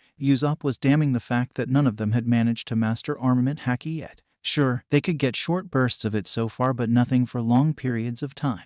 The most they could do was land a few hits on him before they'd be exhausted from using it. Crocodile tossed Vivi into a chair. Sit and stop glaring at me. It's time for the plan to start, isn't Miss All-Sunday? He asked. Of course, it's past 7, she said with a smile. What do you mean plan? Vivi shouted in outrage. Right now my agents are setting up an event that will throw Alabasta into right-out war. How does it feel, Miss Wednesday, that you were part of the plans that leads to the destruction of Alabasta? If you listen, I bet you could hear the shouting all over Alabasta, the man said, laughing. All of the prisoners were grimacing in disgust at the man's depravity. And what do you think they'll believe? That we'll protect them, Crocodile said, still laughing. Stop this. Why are being so cruel? Vivi shouted. Kiwahaha. Isn't that a tearjerker? Love for one's country is what'll destroy Alabasta, Crocodile said, laughing. Trust me, Crocodile, we'll get out of this cage, Luffy growled, everyone else nodding with him. I can remember how difficult it was to get here. First, I had to scrape up members for everything. Then I had to get the money needed for the dance powder, then stirring up destruction in the cities, teaching my employees how to carry faked acts of army corruption, and slowly eroding the trust the citizens had in the king. Do you know why I went through all the trouble for this? Crocodile asked Vivi, ignoring Luffy. How can I understand what's going on in your fucking rotting mind? She yelled. Wow, what a foul-mouthed princess, Crocodile muttered. No, I'm actually curious. Why did you do all this? Luffy asked. I'm glad someone's interested. It's all for a certain thing hidden in this country, protected by the royal family of Alabasta for generations, ever since the birth of the 20 Kingdoms. A poneglyph detailing the whereabouts of the weapon Pluton, Crocodile said. Pluton? You want that monstrous thing? Luffy shouted. Wait, you know what Pluton is? Crocodile shouted, Luffy's exclamation also seeming to catching the shock of Miss All-Sunday. Of course I fucking do. Pluton is something that should never be brought back. It has the potential to destroy the entire planet if used wrong, Luffy yelled. Luffy remembered the day from Harry's memories when they had discovered the 20 Kingdoms had created Pluton. Over 500 million people died that day, and over half of that were innocents who weren't involved in the rebellion. It took about 500 million more to capture and hide Pluton from the 20 Kingdoms. That warship's destructive capabilities were beyond horrific. But isn't that perfect? With the power of a weapon like that I could rule the world. I could make the perfect utopia, Crocodile shouted. Luffy, catching Miss All Sunday's wince at that. Luffy scoffed at the man before glaring at him. You're utterly insane. A utopia cannot be created because by definition it means no crime, no deaths, no hate, and no fear. But what you're planning to do is incite fear, the complete opposite of what the is definition. Luffy said, I don't particularly care how it comes about, Crocodile said. Suddenly there was a thud and everyone saw Vivi trying to escape. Oh, what do you think you're doing, Miss Wednesday? Crocodile asked. We can still save them. If we get to Alubarna before the rebels, we can end the war, Vivi shouted. Isn't that odd? We were just going to go there as well. Straight to Alubarna, to ask your daddy one question. He sneered. What have you done to my father? Vivi yelled. Well, princess, who do you value more, your father or your people? Crocodile asked before pulling out a golden key. Of course, you'll have to get this key first, Crocodile said before opening a trapdoor and dropping the key in. Vivi gasped immediately after that. What happened? Nami asked. One of the Bananatiles ate the key, she yelled. The gang looked at the windows and saw the weird-looking crocodile that was mounted on the casino swim around, realizing that those were the Bananatiles. Oh, I'm sorry. They think that anything I drop in there is food, he said with a shrug as he began to walk out. This place is set to get destroyed in 20 minutes. If you think you can then defeat the Bananatiles and retrieve the key, the man said before there was a ringing sound. Crocodile pulled out a tiny Den Den mushie and answered the call. Is this thing working? I've never used one of these baby Den Den mushies before. A voice said. Yes, it's working. What is it? Crocodile said, getting irritated. Okay, this is the shitty restaurant, the voice said, making the Straw Hats realize who it was. You're the one who answered the call at Little Garden. Who are you? Crocodile asked. You can call me Mr. Prince, Sanji said. Mr. Prince, we need your help, Usopp yelled. That sounds like my crew, Sanji said. Suddenly there was sounds of a struggle before a different voice took over the Den Den mushie. It reported asking what they wanted Crocodile to do with Sanji, and then they reported their location. Crocodile and Miss All Sunday headed off to go pick up Sanji as the Bananatiles started entering the room and water to start pouring in. One started to attack Vivi and she managed to dodge, but dodging caused the attack to crash into the window, causing more water to pour into the room. I'll see if I can go find someone, Vivi shouted as she dashed off to the casino's entrance. I really hope that shitty cook isn't dead, Zoro muttered. Thankfully not 3 minutes later did Vivi come running back into the room with two familiar people. Goldie, Nami yelled. Sanji, Zoro yelled before closing his mouth and turning his face to hide his blush. Yomarimo, Sanji said, though Luffy could hear a bit of fondness in the cook's voice. Good job, Vivi, Luffy said with a smile. Thanks, she said with a thumbs up. Now kill those stupid Bananatiles, Nami shouted, getting antsy as the water was getting closer and closer to above her thighs where she'd be rendered useless. Get the third one that entered the room. It has the same growl as the one that ate the key, Smoker said. We don't have time for that. Sanji, kill the Bananatiles, but Goldie, have you perfected that color? Luffy asked. Sanji nodded and went to kick the shit out of the Bananatiles. Goldie, however, nodded furiously and broke out her palette filled with paint that she always kept on her in her bag. She quickly had the paint float in the air before a lot of red mixed with a medium amount of yellow, and she smothered it on the front of the sea stone cage. Get back, guys, cause bright red orange is the color of lava, she shouted. The effect was instantaneous. The paint started changing before it became molten lava and melted the front of the cage until it was nothing. The remaining lava hit the water and created steam before hardening. Great job. Now we need to get out of here, Luffy said. I have an idea. Each of you people who don't have devil fruits grab someone who does. We're going swimming, Usopp said before grabbing Luffy and jumping into the water. Zoro grabbed Sanji, Jin grabbed Alvida, Carmen grabbed Smoker, Vivi grabbed Nami, and Kaya grabbed Goldie before they all dove into the water as well. They swam for a while before they successfully made it outside, everyone panting from exertion. Smoker, however, stood up and gave them a weird look. Why did you save me? He asked, confused. Smoker, did I ever give you the inclination that I wanted you dead? You have a decent sense of honor, which is far and few in the Marines, Luffy said. Smoker seemed to think for a second before he sighed. I'll let you go this time. The next time we meet you're all dead, Smoker said before turning around. Taking that as what it was, they started running off, heading towards Alubarna. Do you expect us to run all the way there? Usopp asked. I actually have an idea. Nami San, put that perfume you bought at Nanohana on, Sanji said, cutting off his usually suffix for Nami when Zoro gave him a look. Nami gave him a curious look before pulling out said perfume and putting it on. What's the point of that? She asked, the smell of the perfume hitting everyone's noses. That, Sanji said a few minutes later, pointing to Chopper who was sitting on top of a giant crab, waiting for them. Oh yeah, I forgot the perfume was so strong it hurt Chopper's nose, Carmen said, having remembered Chopper running away from the perfume section in Nanohana. "Hey guys, get on. My new friend here said he'll take us to Ulubarna, especially if it's to save the country," Chopper said, waving his hand. "Even the creatures of this country want to help," Vivi said with a wistful smile. "I mean, it's their home too after all," Luffy said, matching her smile. They got on in the crab and it started running. However, 2 minutes later Vivi was grabbed off the crab by a cloud of sand. "Vivi," they all shouted before Luffy jumped off the crab. "You guys go without me. I'll be fine," Luffy said as he grabbed Vivi and tossed her back onto the crab as it was still running. As the crab ran off into the distance without him, Luffy was staring down Crocodile, who was glaring at him. "Your games have gone on long enough, Straw Hat Luffy," Crocodile said with a glare. "She's strong, you know. She's holding the burden of her country on her shoulders and refuses to back down. I won't let an asshole like you tear that away from her," Luffy said, causing Miss All Sunday to laugh. "What's so funny? Do you want to die, Nico Robin?" Crocodile said, revealing Miss All Sunday's true name.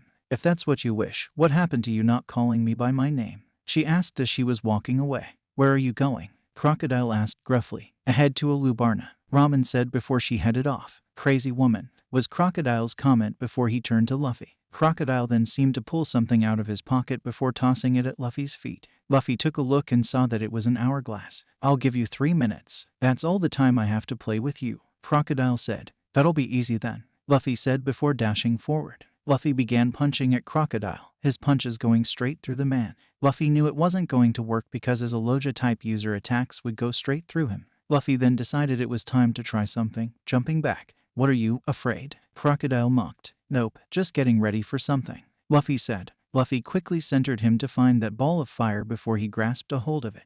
He then charged forward before flipping really high above Crocodile before threading the fire into his right foot. "Gomu Gomu, HELDROP," Luffy shouted, whiplashing his foot up then down, slamming the now black-colored foot into Crocodile. Crocodile was probably surprised when the attack actually hit him and slammed him into the ground, creating a massive crater in the sand. Crocodile struggled to get up, probably not bothering to physically train himself and just rely on his devil fruit. Letting the haki fade from his foot, Luffy stood upright and dusted off his pants. "How the hell did you hit me?" Crocodile yelled. "Oh, you're a Shichibukai yet you don't know what haki is. I'm disappointed in you, Crocodile-chan," Luffy said, mocking Crocodile. "Haki?" Crocodile asked, clearly confused. "By infusing my wool into my body, I can hit Loja-type users. Of course, I can't use it much and only in short bursts, but it should be enough to kill you," Luffy said. "You can forget those 3 minutes," Crocodile said before the sand started to pick up. A full-blown sandstorm formed in mere seconds, buffeting Luffy with the sand.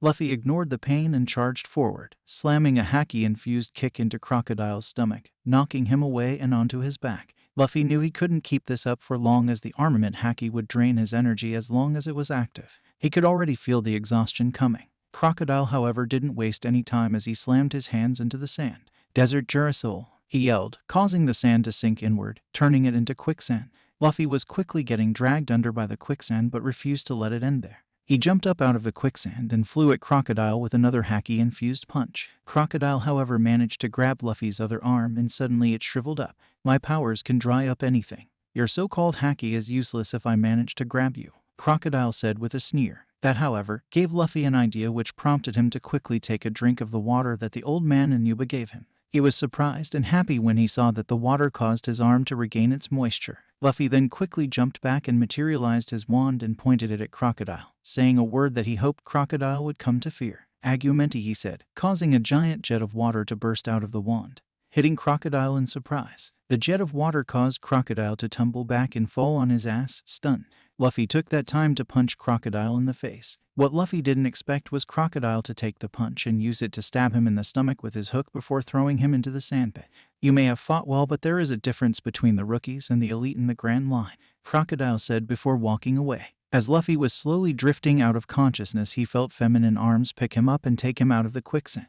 He then felt his wounds being treated before a voice he recognized as Miss All Sunday spoke up. "Pell-san, this man is responsible for the safety of Princess Vivi. Please make sure that he gets to Ulubarna," Nico Robin said. "Is she saving me? Why, we're enemies," Luffy thought. "All right, Miss Nico. I don't know what your motive is, but I'll trust you for now. For Princess Vivi's sake," a male voice, probably the Pell guy, said before he was lifted onto the back of something with feathers. Quickly, Luffy felt himself being rose into the air as if he was flying once more before he quickly blacked out. Everyone else's journey was a bit more hectic. They were all worried about their captain and brother, Luffy, but Nami told them to put their trust in their captain. Of course, their first obstacle came when they reached the river and found out that the crab couldn't swim. Of course, that inspired a speech from Vivi, which in turn inspired the crab to attempt to run across the river. That worked, until about halfway when the crab started to sink and they got attacked by a giant fish. Thankfully, the kung fu dugongs that had went with them to Rain Base appeared and beat up the fish, convincing it to carry them across. When they got to the other side, they were met by a group of ducks in Karu that Vivi informed them was the spotted-billed duck squad, who were the fastest animals in Alabasta.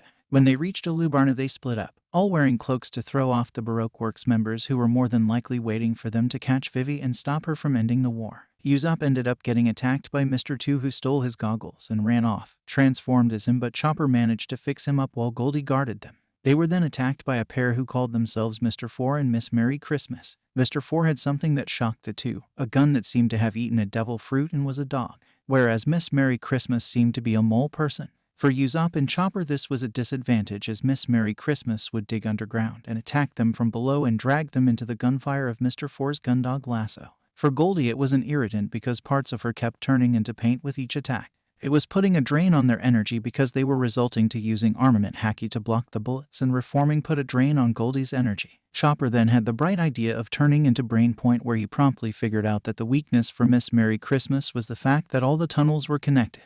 Usopp then promptly shot a bomb into the tunnels, exploding the entire thing and knocking out Miss Merry Christmas. In turn, Goldie used one of her new colors, bright silver, which she dubbed the color of reflection. That caused the bullets that flew at her to suddenly bounce back and hit Mr. 4, hurting him and knocking him out. With Sanji and Carmen, they were currently facing off against Mr. 2, who seemed to have failed at capturing Vivi. The duo were managing to defend well against Mr. 2 until the man turned into Nami. That prompted Sanji to outright laugh at the man. I guess Shitty Captain was right. One of my opponents would one day use my appreciation of females against me. I'm sorry to say this, but I've had my honor beat out of me by my crew, Sanji said before kicking the Nami imposter in the face with a steel leg, sending her flying towards Carmen, who swung her fan in response, completely closed, which knocked the Akama out. Zoro and Kaya were currently facing Mr. 1, who seemed to have eaten a devil fruit that allowed him to turn into Blade.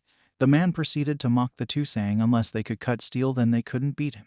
That caused Kaya and Zoro to give each other a look before nodding. They centered themselves and focused their haki into their weapons rather than their body and charged. Onigiri surgical, they started, swinging their swords back. Slash. Precision. They shouted, moving behind Mr. 1. Mr. 1 began to laugh, saying they failed. That is until he suddenly fell into pieces, clearly being cut by them. Nami, Alvida, and Jin were fighting against Miss Doublefingers, who seemed to have eaten a fruit that was very dangerous. Her fruit allowed her to create extremely pointy spikes from her body, which was causing Alvida and Jin trouble holding her off while Nami was preparing. Thankfully, though, before the woman could attack them again, Nami finished, a small thundercloud in her hands. She quickly tossed it at the woman. "Lighten Asuka," she shouted, causing the miniature thunderstorm to go off and fry the woman, knocking her unconscious. Elsewhere, Vivi had finally managed to reach the royal palace and had asked the royal army to blow up the place as a distraction, as the royal army and the rebels had already started fighting. That caused mass refusal until the current head of the army said that Vivi must have a reason. However, they were met by a sound outside, which turned out to be Crocodile, and pinned to the wall with nails was her father. "What have you done to my father, and where's Luffy?" she yelled. "What if I said he was in hell?" he asked with a smirk. "You're lying," she shouted. "I guess I don't have any proof of that fact. But you know it's sad that you sacrificed yourself to end the war and failed. So King, answer me this. Where is Pluton?" Crocodile asked, seemingly shocking the king with that question. "I don't know how you know that name, but I don't know if it exists or not," the king said. "GCH, but you are hiding something that does know." "But I don't see the point though. I have a special cannon aimed at the square down there designed to blow up everything within 5 kilometers. It's special because it is made so that anything blown up by it cannot grow anything," Crocodile said. "We won't let that happen," 4 voices yelled. Suddenly, though, 4 warriors jumped onto the building, each of them having strange marks on their arms. The soldiers on the ground shouted something about them being the Duck Claw Squad. Said squad then quickly charged at Crocodile, who scoffed and dodged them easily. Weaklings who drank that so-called hero's water just to get stronger. "I won't even bother fighting you, just die from the water," Crocodile said, dodging for 5 minutes before the men dropped dead, clearly from the water. That enraged the head guard Chaka, who turned into a jackal and attacked Crocodile. Crocodile simply glared at the man and slammed him into the ground before throwing his damaged body off to the ground. "Being weak is a sin," Crocodile said with a sneer. "What the hell is happening here?" a new voice shouted. Vivi turned and she was shocked to see a blonde-haired man wearing a cloak. "Koza," she shouted, "why is the king of this country being hurt by the hero of this country?" he shouted. Kiwahaha, you're so funny. I didn't think that in the most problematic time of clashes between two forces that you'd be here. It's like a lizard fighting with its head cut off. Crocodile laughed. Think of the worst possible situation, and that's this, Robin said, leaning against the wall. The person who took the water from this country. Who was it? He shouted. It was. Vivi started. Me. Everything that you thought was the king, Koza, was traps set by my country. It was so easy to herd you into dancing to my tune all these years, even though the royal family and the army were trying so hard to reveal our shadows. I think you would have died easier had you not known this, Kiwahaha. Crocodile gloated. Don't listen to him, Koza. You have to go stop the war. The square will explode soon. The king yelled. What? Koza shouted. Chaka, however, struggled to get up, slowly standing. Hurry, he shouted, causing Crocodile to comment his surprise at him still being alive. Koza started to run, but Vivi tackled him to the ground. Get off me, Vivi, Koza yelled. No, if you tell them that the square's going to explode, then there'll be mass panic. You have to stop the fighting, and you're the only one who can do that. Vivi yelled. That's good judgment, but do you think I'll do as you wish? Crocodile said, getting ready to attack them. Chaka, however, blocked the attack, taking the brunt force of it. I am the jackal, the guardian spirit of Alabasta. I will protect its citizens. Vivi-sama, Koza-san, do as you were, he yelled. The two dashed down to where the fighting was, and Vivi was shouting for them to put up the white flag. The soldiers were questioning her as to why, but then suddenly Koza climbed up holding the white flag, declaring an end to the war. However, quickly after that he was shot in the back by two royal soldiers who turned out to be Baroque Works spies, but the army and the rebels didn't notice that and thought it was treachery, which started the fighting again. Vivi collapsed, crying over Koza's body, a sandstorm suddenly hitting. Please, stop fighting, she yelled, but it wasn't heard. However, her hopes were brought up when she heard a familiar voice. Don't worry, I got this, Luffy said, jumping down right next to her. Luffy, she yelled, happiness in her voice. Yup, now let's see. A sonorous should work, Luffy said. He quickly pointed his wand to his throat and muttered the word sonorous and then spoke. Nami, you know what to do, he yelled, his voice carrying over all the fighting. Somewhere in the crowd a voice rang out. Aye, Captain, Nami yelled. Suddenly the sandstorm started dying down as a rain cloud was appearing over Ulubarna. Up on the roof the exertion was clear on Crocodile's face as he attempted to keep the sandstorm going. However, soon he gave it up as a lost cause and let the sandstorm go. He then jumped off the roof with the king on his back and Nico Robin behind him and started running away. Shortly after that it started downpouring, shocking everyone and pausing the fight temporarily. That was until someone, who Luffy suspected was a Baroque Works officer, shouted that they must have used dance powder again. That irritated Luffy to the point he jumped on the roof of the palace. Would everyone stop fucking fighting? Luffy yelled, unconsciously drawing on the power of Conqueror's Haki. The effect was instantaneous as an invisible wave of pure unadulterated power rang throughout the entire square, knocking out a lot of people, which included the traitorous Baroque Works spies and the two office agents who were hiding in the clock tower with the bomb. When those two agents got knocked out, they fell forward, pushing the clock tower open and revealing the cannon, shocking everyone. Now that I freaking got your goddamn attention, Luffy said before pulling Vivi up there and enchanting her voice with sonorous while removing his with quietness. Now give them a speech worthwhile, Vivi. I need to go after Crocodile, Luffy said, heading off in the direction he saw Crocodile and Robin head in. Vivi gave a smile in the direction Luffy left before looking forward and steeling herself. This war is pointless. This fighting is pointless. Do you want to know why? Over the past 2 years I have been undercover in a certain organization ran by someone you all trust and love. Vivi started, pulling up her sleeve to reveal a Baroque Works tattoo on her shoulder. While in that organization I have been ordered to do many things. At first I didn't understand what it was all for. However, recently I have learned that it was in order to decrease your faith in the king. And the culprit, the leader of that organization, it is none other than Crocodile. He has been using the powers of his devil fruit to create sandstorms and droughts. He has admitted it himself, she shouted. Everyone was surprised when they saw Koza slowly get up, using the flag as a crutch. I believe her. Crocodile admitted it right in front of me, Koza said. Then shouldn't we take care of Crocodile? One of the rebels said. No, a friend of mine is taking care of that. We need to get that bomb out of this city somehow. If we don't, it'll kill everything within 5 kilometers. Vivi yelled. Everyone agreed and began to get to work.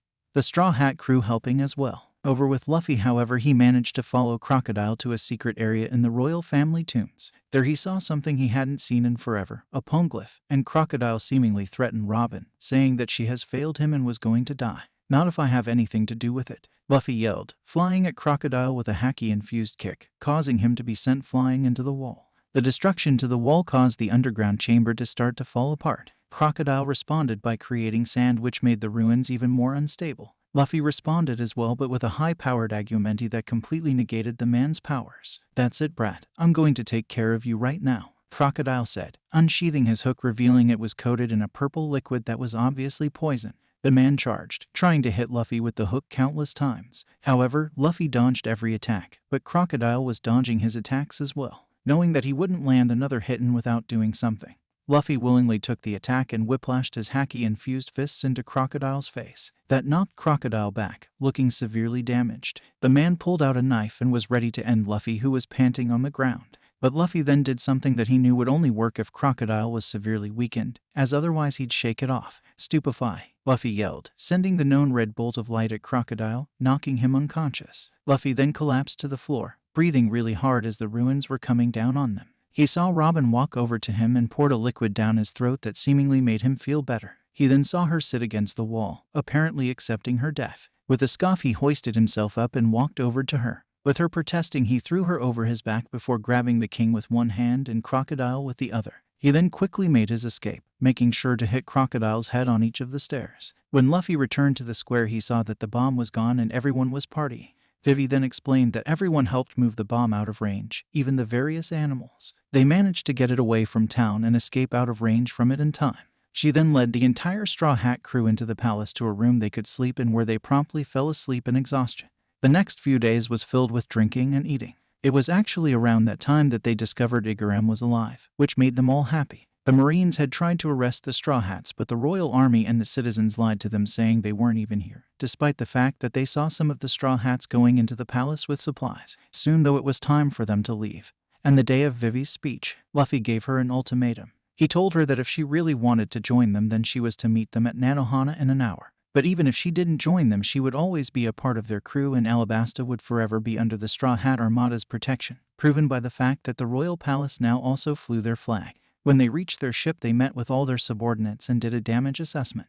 To their joy, only 30 were dead, and 40 injured out of the 300-plus members they had. They then set sail for Nanohana to wait for Vivi. It was there that they heard Vivi make her speech and start to think that she wasn't coming with them. "Everyone, I'm here to say goodbye," a voice shouted from the coast. They turned and saw Vivi standing there with Karu.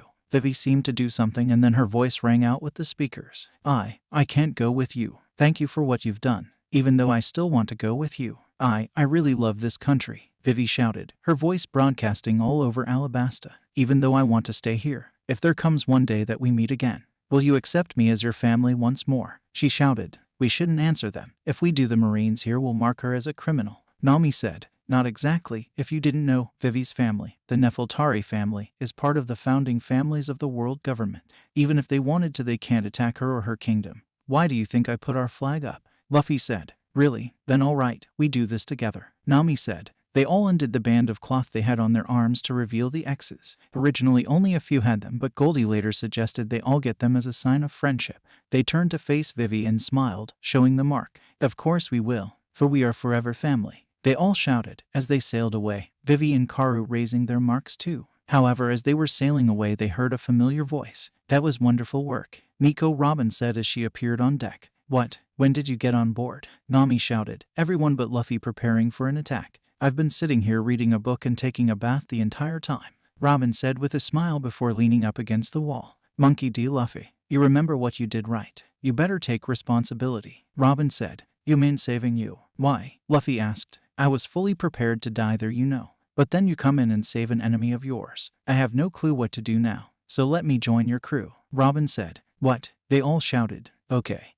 Luffy said, shocking everyone even more. "What?" they screamed. "Why are you letting her join?" Carmen asked. "Because I can tell she's telling the truth and being sincere. Heck, I've been confused the entire time as to why she's been fighting with us yet not really wanting to kill us," Luffy said. Robin, however, started to do various things that won each commander over. From giving Nami jewels, to offering books to Kaya, to making Chopper, Goldie, and Usopp laugh, to offering a few personal recipes to Carmen, to Sanji, just being Sanji, to offering to spar against Jin and Alvida. Of course, Zoro still was hesitant to trust her, but Luffy was generally never wrong when it came to his judgment on people. "Alright, Robin-san, but joining us means you're part of our family, meaning you're our sister. So my question is, what is your specialty?" Luffy asked. I learned and became an archaeologist at the age of 8 where I was hunted down by the world government for 20 years. So I guess you could say I specialize in assassination and research, Robin said, causing Luffy to smile. That's perfect. We've needed a commander for an assassination division and a research division.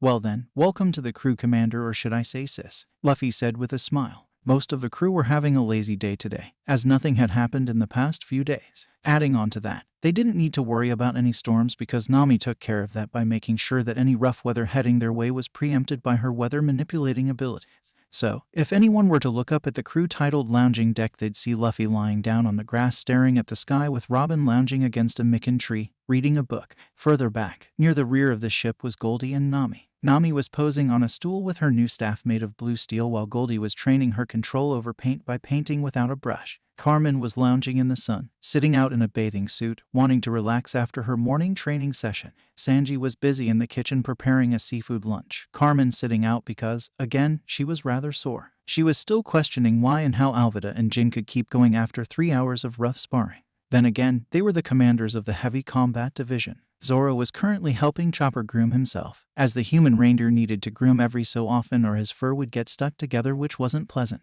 Lastly, Usopp was tinkering in his workshop while Kaya was studying medicine books at a desk Usopp had put in his workshop for her. Rolling over onto his stomach to face Robin, he spoke. So, Robin, what gets an 8-year-old child a bounty? A lot of people know about O'Hara, but not exactly what went on there, Luffy said. Robin sighed before closing her book, setting it right next to her. She proceeded to stare up at the clouds in the sky before speaking. I guess if you want the simplest answer, it was because of knowledge, Captain San. Robin said. Knowledge? I mean, I know the world government is corrupt, but knowledge? Luffy asked. Robin chuckled darkly before she sighed once more. It wasn't just any knowledge, but the knowledge of knowing how to read the poneglyphs, Robin said. Luffy laughed, causing Robin to look at him with a raised eyebrow.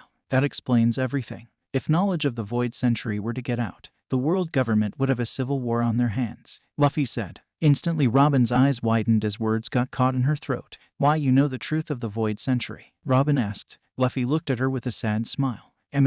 But it's a sad history. I won't invalidate your dream, but I will warn you. At some point I will tell the world the truth. Not the entire truth, because that would take forever, but the truth nonetheless, Luffy said in a sad voice. Robin now had a curious and sympathetic look on her face. How bad is it? She asked. I'll tell you this much. The truth of the Void Century makes a Buster Call look like a speck of dust in the soil of the earth of bad event, Luffy said. Robin was about to ask something else when the crew on deck started panicking and pointing upward. Everyone looked up and suddenly saw a ship falling out of the sky. While everyone was panicking, it made Luffy remember something that made him smile. Atlantis, Luffy murmured as the ship swerved out of the way of the falling debris. After it settled, Nami seemed to notice something wrong with her log pose. Luffy, the log pose is broken, she said, walking over to show him it. The log pose was indeed doing something weird. The needle itself was pointing skyward. Luffy, however, shook his head and chuckled. Not at all, Nami. That's pointing to a skyland, Luffy said. Skyland? Don't you mean Sky Island? Robin asked. I guess you could call them that, but Skyland fits better, Luffy said. Nami, however, was confused by what Luffy had said. Skyland? Are you saying there's land in the sky? That's impossible, she said. Luffy just chuckled at her, causing her to fume. It's not impossible. Remember how I told you how every living plant and animal had magic? Luffy asked. Nami nodded, wondering where he went with this. Well, the sea has its own type of magic. It's why devil fruit users can't really move in water unless they train. The magic of the sea restrains them because the magic of the devil fruit is a different kind of magic. They don't exactly mesh well, Luffy said. And you're going with this? Where? Nami asked, wanting him to get to the point. Luffy chuckled again at her impatience. Well, the sea's magic lets off a magical chemical that when it rises into the air with certain clouds, it can turn them solid and allow for people to walk on them. It can also form what is known as the Sky Sea, a bunch of clouds that ships can sail on, Luffy explained. So, it's magic? Nami asked. More or less. There's a more detailed explanation, but that goes deep into magical theory, Luffy said. Robin, however, seemed to be thinking about something. After a bit she asked a question. Captain San, would sea stone be a solidified version of the sea's magic? She asked. Luffy gave her a warm smile. Bingo. Somehow Dr. Vegapunk, that's the Navy's top scientist, managed to solidify sea magic into sea stone. I mean, there's a way to solidify magic, but that requires you to have magic. The man had to have found a different way, Luffy said. What makes you so sure Dr. Vegapunk doesn't have magic? Robin asked. because he can't. I won't tell you right now, but only certain people have the ability to use magic. And these certain people have a certain thing about them that would tell you if they could use it. Luffy said. So, it's an obvious quality that stands out. Robin asked. You could say that. It's that quality that I know for sure the man can't use magic. Unless he's hiding it. Luffy said. Nami got a confused look on her face. You can hide the quality? She asked. Shi Shi. Anyone can hide this kind of quality. It's as simple as not choosing to show it. Luffy said. That ended up leaving Robin with more questions than before, but she shook that away because they needed to talk about the ship. What are we going to do with the ship? Robin asked. Luffy seemed to think for a second, humming all the while, before answering. It might be best if we search the ship because Skylands like regular land and islands can change with time. Luffy said. But who's going to dive under? Nami asked.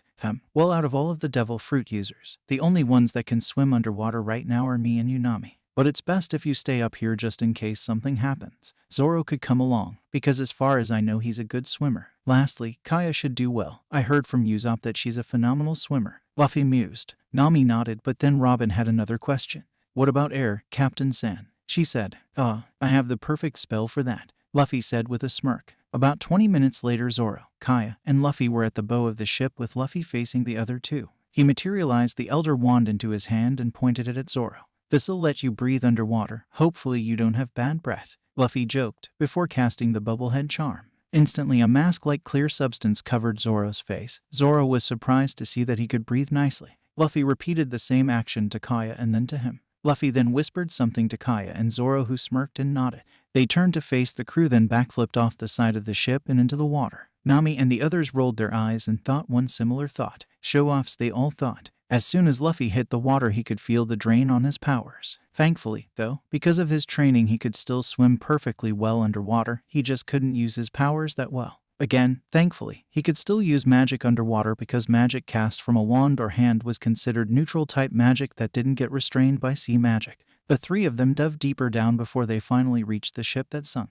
It was wrecked, but it still seemed salvageable, so they dove into the ship. The ship was interesting enough. It seemed really old. By casting a spell that would tell Luffy the age of an object, Luffy found out that the ship was approximately 210 years old. They then began to search the ship for any information that may be able to help. Kaya was able to find a map of the Skyland, which seemed to have been named Skypea. Skypea, I guess the name was lost to time. Luffy thought to himself. Among all that, they managed to find some treasure, but around that time they were interrupted by a monkey man. What are you people doing here? This is our salvage, the monkey man said. Luffy bowed, remembering some of Makino's lessons that Ace had dragged him into.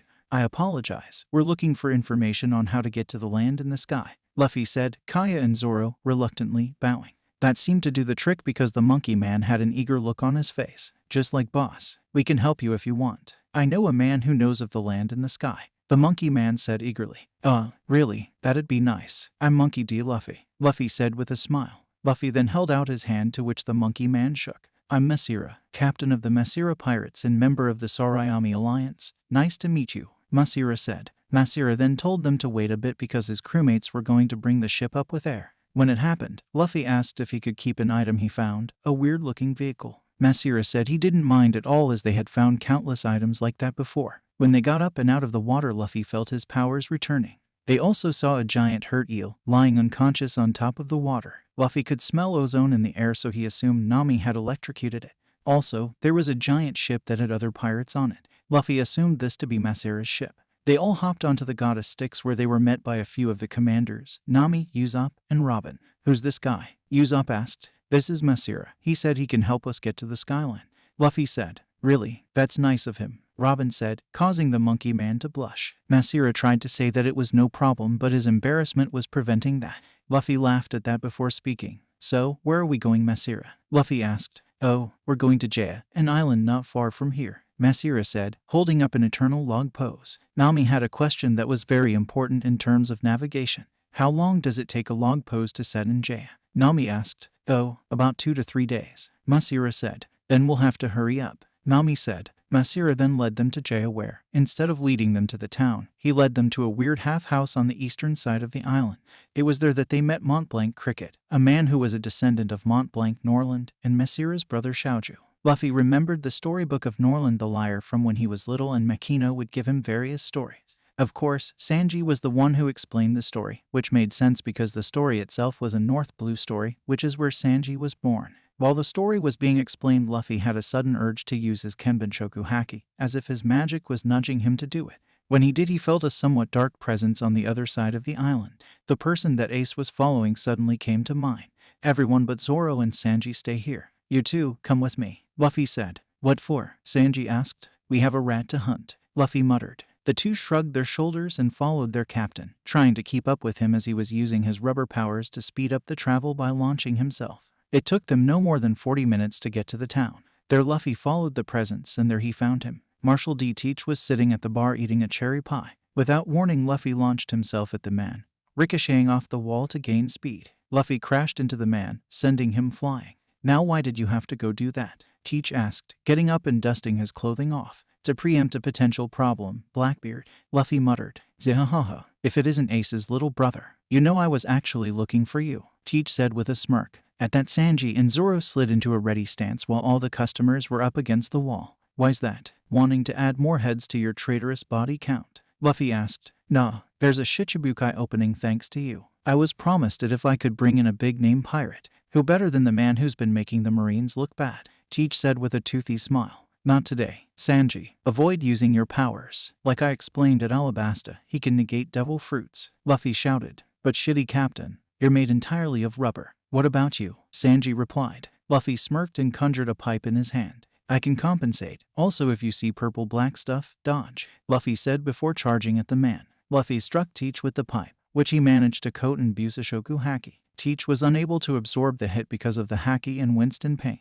The man retaliated by pouring out purple-black smoke like miasma, making it head straight for Luffy. Zoro quickly stopped that by slicing the smoke with a haki-infused sword strike. While Teach was distracted, Sanji kicked him hard in the back, with enough force that the darkness couldn't absorb, making Teach's body disperse in black-purple smoke. Now, this is very unfair. 3 versus 1, how about we even it up? Teach said before flooding the room with the darkness. Not so fast. Zoro, Sanji, cover your eyes. Lumos Maxima, Luffy shouted, using one of the few spells he mastered to wandless use. An eye-burning light flashed the entire room, making Teach scream in pain, and all the darkness he flooded the room raced back to him. On Teach's body there were countless burns, as if someone had took a torch to the man. Shi Shi, how does that feel? The light burns, doesn't it? Luffy laughed darkly. Teach glared at him and quickly made his escape out of the bar. The 3 tried to chase after him, but they were stopped by a bullet in front of them. Luffy growled and punched the wall, causing a large hole to appear in the wall. That seemed to scare the customers even more as they moved further away from Luffy. Come on, we lost our target. We need to go, Luffy said in an angry voice. They made their way back to Cricket's place where they found Masiras and his brother's crew working on the Going Merry. Nami seemed to note the anger on all 3 of their faces. What's wrong? She asked. Teach got away, Luffy said. Teach? Robin asked, having not been present when the crew had learned of him. With a frustrated sigh, Luffy pushed his hat off and ran his hand through his hair. Marshal D. Teach, a traitorous piece of scum who calls himself Blackbeard, user of the powerful and dangerous Yami no Mi, a man my older brother, Ace, is hunting, Luffy growled out. Luffy then threw his hands up in frustration and walked over to the trees that marked the start of the forest and began to destroy them. While that was happening, Nami took the time to explain Teach to Robin and give her Luffy's explanation of why the Yami no Mi was dangerous. After a while, Luffy managed to calm down and walk back over. Captain-san, Nami-san said that you said the Yami no Mi corrupts people. How does that work exactly? Robin asked. Quickly conjuring some chairs and a table, Luffy gestured for everyone to sit down. I know I said that the fruit corrupts people, but it's actually based on the morality of the person, Luffy said. Morality? Usopp asked. Yes, the Yami no Mi is sentient for a reason. It is to judge whether or not a person is worthy of its powers, whether they are going to use the powers to protect or to kill. If someone plans to use the powers just for the sake of power, then the defense mechanism of the fruit kicks in, Luffy said. Defense mechanism? Robin asked. This was very interesting to her. It was a whole new world of information. She didn't know that devil fruits had defense mechanisms. Yes, if someone is not worthy, then the fruit will corrupt them even further. Think of it like a disease. The more they use the power, the more immoral they get, Luffy said. But that doesn't sound like much of a defense mechanism, Goldie said. True, which is why there is more. The more corrupt they get, the greater and more powerful their weakness is. Zoro and Sanji here know exactly what that is, Luffy said. Zoro and Sanji seemed to think for a second before their eyes widened. Light, his weakness is light, Sanji said. As you two could see, it burned him. Normally, if someone was worthy, this weakness would only apply to light-based attacks. But the more the corruption seeps in, the closer he gets to the sun burning him. Luffy said. Robin suddenly had a question in mind. Are there other devil fruits like this? She asked. In fact, Nami, you have one. Luffy said. Nami looked shocked at that. Wait, the weather fruit is sentient? She asked. Yep. Its sense of judgment is a bit more odd than the darkness fruit's judgment. Its sense of judgment is based on your dream. Luffy said. Dream? That's an odd thing to judge. Kaya said. Luffy chuckled at that. It's not really. It's going off a saying from a long time ago. Let your dreams be as great, kind, and far as the heavens themselves, but also close to your heart. Luffy said. As great, kind, and far as the heavens themselves, but also close to your heart. What does that mean? Chopper asked, standing on his chair. I think it's talking about your dream being big and almost unreachable while not being a selfish dream as well as it being personal. Robin said. Luffy smiled and clapped at that. You got it. Nami's dream of mapping the entire Grand Line was not a selfish dream. It is almost unreachable, it is big, and it was close to her heart. Luffy said. But how could you know that when we met? I mean, I did tell you my dream a few hours before eating the fruit. Nami said. Shi Shi, because of how you said it. When you know how to read people, it's easy to tell their intentions. Luffy said. They sat there for a few seconds before Zoro spoke up. So, why were you so mad, Captain? I can understand being mad at the man for escaping, but that was beyond that kind of anger. Zoro said. Luffy's eyebrows furrowed in anger again. He then pulled out the D phone and dialed a number for video call and set it on the table after enlarging it. A few seconds later, a blonde-haired man wearing an open purple jacket with the white beard mark showing answered. Marco, Yoi. I'm assuming this is Ace's younger brother, Luffy, Yoi. Marco answered. Yes, hey there. Sorry to bring this upon you, but we have a problem. Luffy said. Marco instantly straightened up, losing the semi-lazy demeanor he had. What is it, Yoi? Something new, Yoi? Marco asked. Yes, I ran into Teach, and I may have messed up. Luffy said. Messed up how, Yoi? Marco asked, furrowing his eyebrows in confusion. Luffy sighed once more before running his hand through his hair again. I fought Teach and he told me he was looking to capture me in order for him to become a Shichibukai. But I beat him and he got away. Luffy said. I'm not hearing the bad here, Yoi. Marco said. Marco, I'm assuming he knows Ace's secret. Luffy said. Instantly Marco started paling at that as he realized what Luffy was talking about. Fuck, Yoi. Marco swore. Yes, fuck indeed. The bastard's going to go after Ace now that he realized he can't fight me. This is what my predictions were talking about. Luffy said. Alvida seemed confused at this. What is it, Captain? She asked. The predictions are probably leading to the execution of Fire Fist Ace. Luffy said. Instantly everyone was shocked at that. Luffy's brother being executed was what the predictions were warning about him. But Chopper was a bit confused. Why would they outright execute your brother? He asked. Once again, Luffy sighed. It seemed like he was doing this a lot today. I don't want any of the other crew members learning of this. None of them got it. He asked, giving them each a stare. They all nodded, wondering what Luffy was going to reveal. Ace would be the perfect person for them to execute because he's the person they've been searching for the past 21 years. Ace is the son of Gall D. Rogers. Luffy said. Once more, everyone was shocked at the revelation. BB, but why would that change the world? Nami asked. Because us Whitebeard pirates would go to war for him, Yoi. He's our family, Yoi. Marco said. That sentence answered everything they were wondering. A war at Marineford between the Marines and the Whitebeard pirates would change the world. If the Marines won, it would become an age of the Marines. If the pirates won, it would further cement the age of pirates. But if it was equal losses, it may just rally both sides. What should we do, Yoi? Marco asked. Try to contact Ace or find him. If that doesn't work, then we'll need to plan faster. Luffy said. Don't you have Ace's Vivre card? Can't you find him through that? Nami asked. Luffy gave off a sigh. Yeah, but the problem is Ace won't accept my help. My brother's stubborn like that. He might accept Marco's help because it's not like being saved by your little brother. Luffy said. Marco rolled his eyes and spoke. Yeah, I'll agree on that, Yoi. Ace is really stubborn, Yoi. I'll see what I can do, Yoi. What will you do if he gets captured, Yoi? Marco asked. Easy, we'll storm Impel down. Shouldn't be too hard, Luffy said nonchalantly. That caused Marco to bark out a laugh. You're definitely Ace's brother, Yoi. All right, I'll see what I can do, Yoi. I'll call you later if I get anything, Yoi. Marco said. Marco then hung up and the rest of the crew got up. By that time it seemed that Masira and his brother were done working on the Going Merry. At first, Luffy was confused as to why they were only taking the Going Merry, but then it was explained that it'd be the one best suited for the knock-up stream, their method of getting to the Sky Sea. That meant they could only take so many people. Goldie, Jin, Kaya, and Alvida said they didn't mind not going as long as they took pictures and promised to come back later. With that being said, Cricket told them that the knock-up stream would be present in about 6 hours. They spent that time chatting and having fun while they waited. When it was time, they set off with the location of the stream in sight. Originally, Cricket wanted them to take a special bird because they wouldn't be able to navigate elsewise. Nami, however, blindsided that plan because as a weather loja she could tell which direction was which. Not 5 minutes after they reached the site did the stream appear, a giant pillar of water blasting them into the sky. For a second it seemed like they'd fall off, but with Nami's instructions, they managed to start sailing on the stream. They were on their way to Skypia.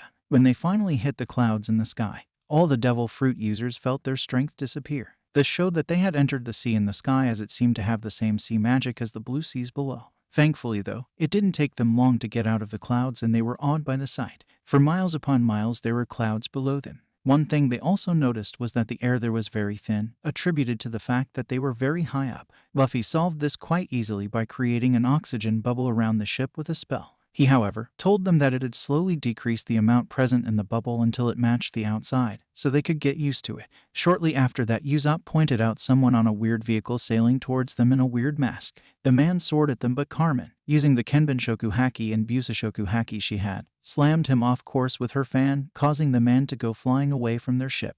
Thankfully, the stranger decided to ignore them for now as he sailed off into a different direction. Suddenly, there was a whooshing sound coming from behind them. "Ka, what is it now?" Nami asked, getting irritated. They turned and saw an old man in knight armor flying to them on a weird polka-dotted bird. The man landed on their ship before getting off the ship. The blue sea dwellers seem to be getting pretty used to this place. Normally, most people have trouble due to the thin air. The man said, "That's thanks to Captain San here. He made us an oxygen bubble," Robin said, gesturing to the semi-translucent bubble around the ship. The old man looked around in awe. "Is this a devil fruit ability?" the old man asked. "Nope, magic," Luffy said with a smile. "How mysterious. Well, anyhow, I am Ganfall, the Knight of the Sky. I'd welcome you to Skypia, but you have a bit to go before you reach it," Ganfall said. Nami checked the log pose, and sure enough, it was still pointing up. "How far do we have to go?" she asked.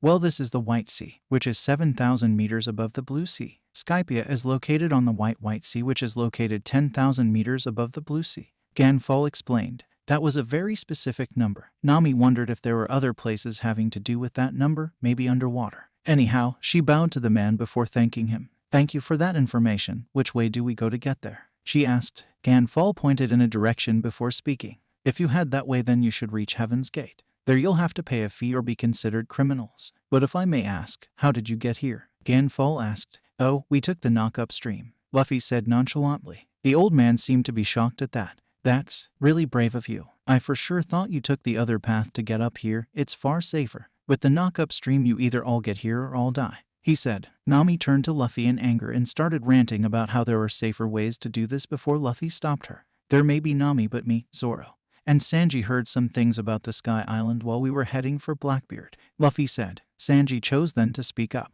"Yeah, everyone there mentioned the idea of a Sky Island as a joke, as if it didn't exist," Sanji commented. "They were making fun of Cricket, saying he's believing in a fake dream." Zoro added, "So, what makes you think that anyone would know of the easier ways to get up here? How long has it been since a Blue Sea dweller has been up here?" Luffy asked. Ganfall seemed to think for a second before speaking. "Actually, it's been about maybe 20 years, and even then, it was only one crew," Ganfall said. "See, people don't know about the Sky Islands, so there was no way we were going to get information about how to get up here safely," Luffy said. Nami sighed before acquiescing to that. Ganfall then pulled something out of his pocket and tossed it to Luffy. It turned out to be a whistle. "What's this for?" Luffy asked. "If you blow that whistle, I'll be able to hear you and come save you. Because of your bravery. The first use is free, but every use after that is 50 million extol," Ganfall said. "Extol?" That made Luffy voice a question. "What is the rate of belly to extol?" Luffy asked. Right, you don't know what extol is? Extol is the currency used here in Skypia. For every 10,000 extol it is 1 belly. So, the whistle will be 5,000 belly," Ganfall said. Luffy nodded and smiled at the man. "Alright, but we won't really need the whistle," Luffy said. "Even so, just blow if you need help," the man said before flying off on his weird bird. They then set sail for the Heaven's Gate. On their way there, they found really neat clouds that you could bounce on. Of course, they had to be really careful as to not fall into the White Sea or fall to their deaths. They played around on the clouds for a while before making their way forward. Soon enough they reached what seemed to be a giant waterfall of clouds, which Luffy and everyone else found pretty cool. On top of that, there was a really extravagant entrance that had a sign on it saying Heaven's Gate. As they passed through it, they were met by a short old lady with wings on her back. "Are you here as criminals or visitors?" she asked. "Visitors, ma'am," Luffy said. The woman looked at each and every one of them before nodding. "That'll be 8 billion extol," she said. Usopp had to calm Nami down before she throttled the old lady. Luffy shook his head before sighing. 800,000 belly right? Luffy asked, causing the woman to nod. "Nami, we can spare that much. It wouldn't even make a dent in the amount of money we have," Luffy said, causing Nami to sigh and gripe about it. Luffy went into the treasure room, which also acted as Nami's and Robin's bedroom. He then brought out a chest and tossed it to the left of the old lady. The old lady counted through the chest before nodding and gestured for them to move forward. The crew nodded and started to move their ship forward. Suddenly it was grasped by what seemed to be a giant shrimp and it was pulled up the waterfall. The ride was really amazing to everyone because after clearing the waterfall they saw that it was a giant road made out of clouds. 10 minutes later they passed through another large sea of clouds and soon came out of it, in front of a beautiful cloud island town.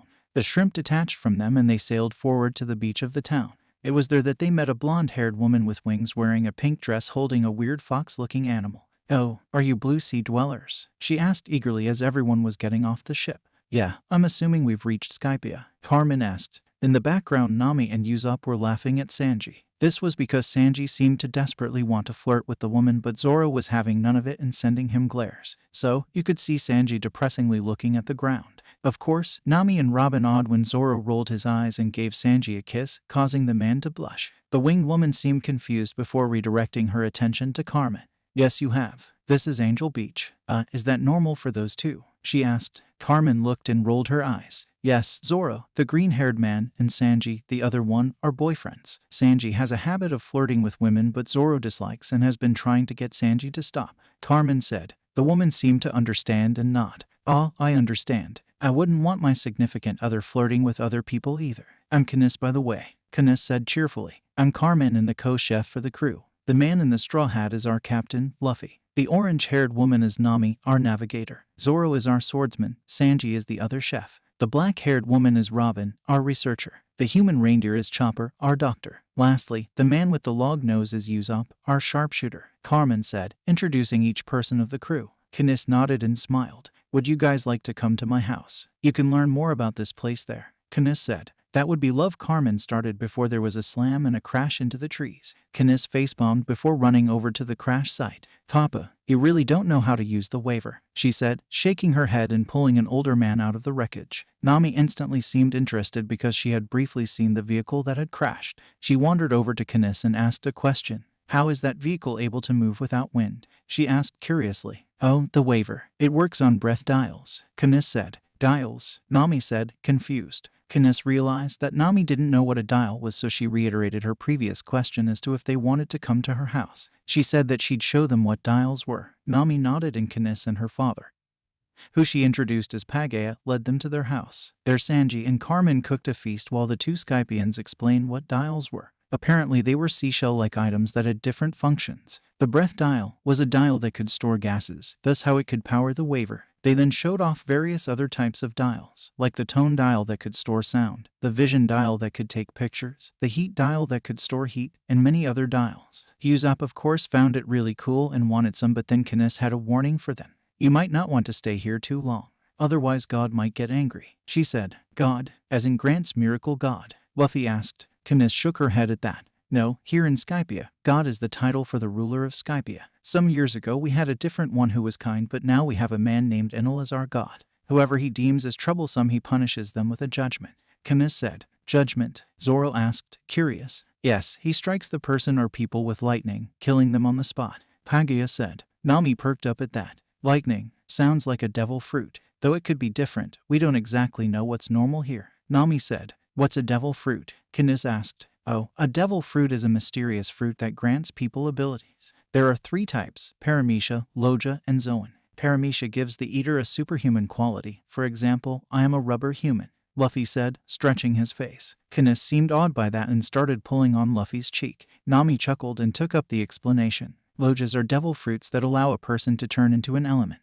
An example would be me. I am a weather human," Nami said, turning her arm into a storm cloud. Canis seemed to perk up at that. "That sounds about right. God Enel is rumored to be able to turn his body into lightning," Canis said. Chopper spoke up at that time. That does sound like a Loja. The last type is the Zoan and it lets you turn into an animal. I ate the Hito no Mi, making me a human reindeer, Chopper said, turning into his perfect human mode. That caused Canis to squeal and pull the younger boy into a hug, causing Chopper to blush. Everyone laughed at that before food was served. After eating though, Luffy stood up. Where is Enel located? Luffy asked. Why do you want to know that? Canis asked. Because, the way it sounds like this Enel guy is a tyrant and the Straw Hat Pirates don't do well with tyrants, Luffy said, causing the others to nod. Canis seemed to be getting frantic, but Pagaya sighed and nodded. God, Enel is located in the upper yard, the only source of Verth in Skypia. You'll have to take a milky road to get there. Be warned, Enel has 4 priests as well as a bunch of warriors, Pagaya said.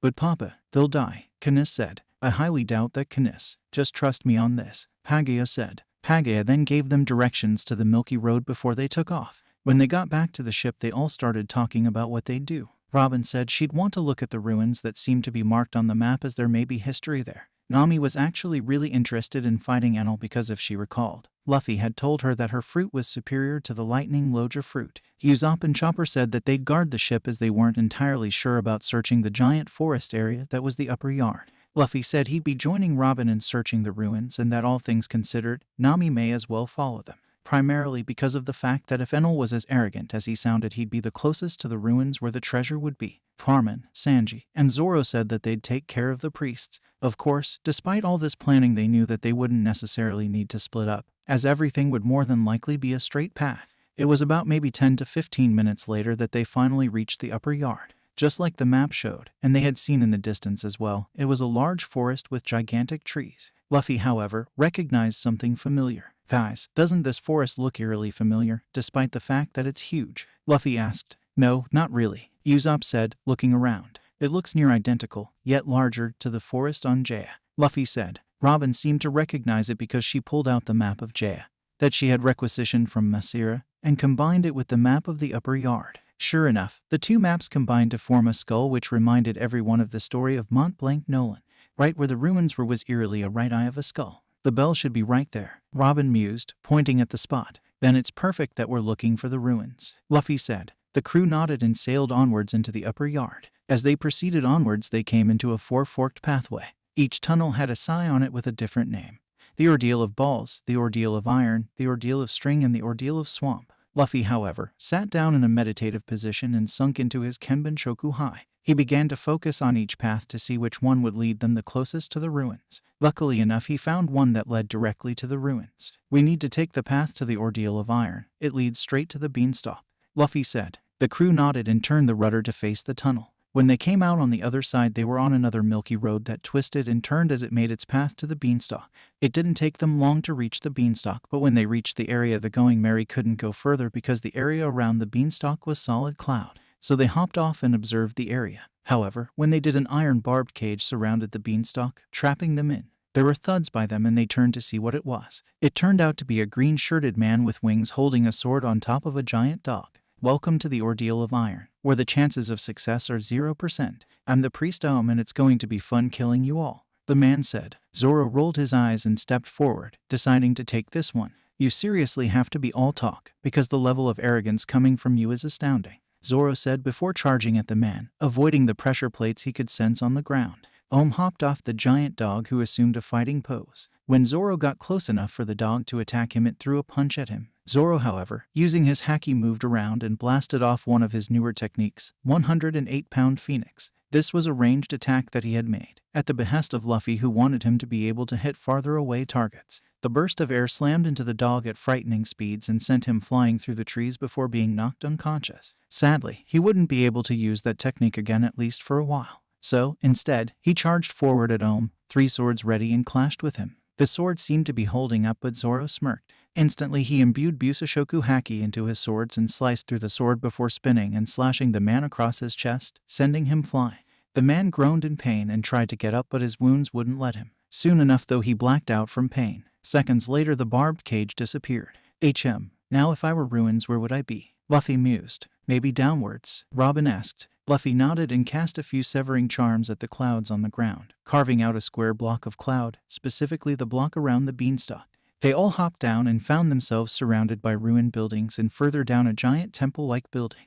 Usopp and Chopper stayed back as they had planned, Usopp positioning himself in the crow's nest and Chopper positioning himself behind a wall. Back in the ruins, Robin herself was in awe, as well as everyone else. Robin wandered over to one of the ruined buildings and began examining it. I'd estimate these buildings are well over 400 years old, possibly beyond that. She mused. Actually, it's twice that, Luffy said, looking around and recognizing this place as Shandora, one of the kingdoms that was aligned with the Great Kingdom. Wait, you recognize this place? Robin asked, intrigued. Luffy walked over to the wall and rubbed his hand on it, feeling the grooves. This place is the place that Montblanc Noland was talking about. The Kingdom of Shandora, Luffy said. But where's all the gold? Wasn't this known as the City of Gold? Nami asked. Robin took a closer look at the walls before sighing. It seems like someone scraped the buildings clean of the gold. If anyone, I'm betting it was Enel. Robin mused. Then we'll just have to beat him up for the gold, Nami said firmly. Robin then made her way to the temple, where the others followed her to. She carefully made her way up and entered, and her eyes widened in surprise. Sitting in the center of the room was a cube-like block with, to most of the crew, unreadable characters, a poneglyph. Robin quickly hurried up to the poneglyph and started reading it to herself. Luffy was reading it as well, but he was chuckling. Robin turned to him with shock in her eyes. You can read this? She asked. But I didn't think Poseidon would be mentioned. Boy, was she a spitfire, Luffy said with a chuckle. Robin gave him a confused look. Poseidon's a person, but it's an ancient weapon, Robin said. Not exactly. Not to spoil much of the Void Century for you, but back then a weapon was considered anything that had the potential to do massive amount of damage. And boy did Poseidon count, though she wouldn't use her powers for anything but to protect her people, Luffy explained.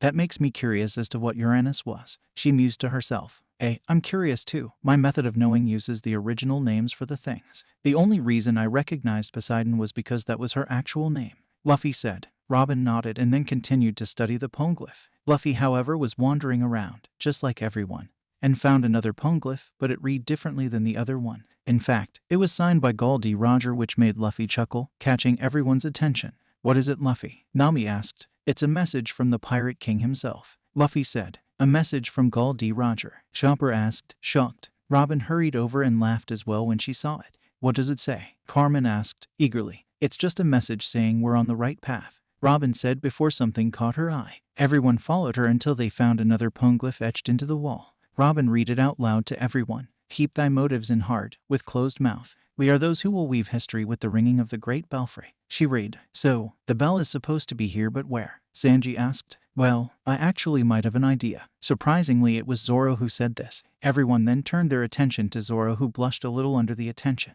He quickly cleared his throat, then spoke. Well, think about it. What is the one thing in this place that stands out? Zoro asked. Everyone thought about it for a while, but it was Robin who spoke the answer. The giant beanstalk. It's way too big for it to have been here to begin with. The belfry is at the top of it, Robin said, causing Zoro to nod. Yeah, haha. That golden bell is at the top of the beanstalk, eh? As thanks, I, God, will not end your lives today. An arrogant voice spoke from behind them. They turned and saw a shirtless man wearing weird orange pants and 4 large drums with Tomo marks on them.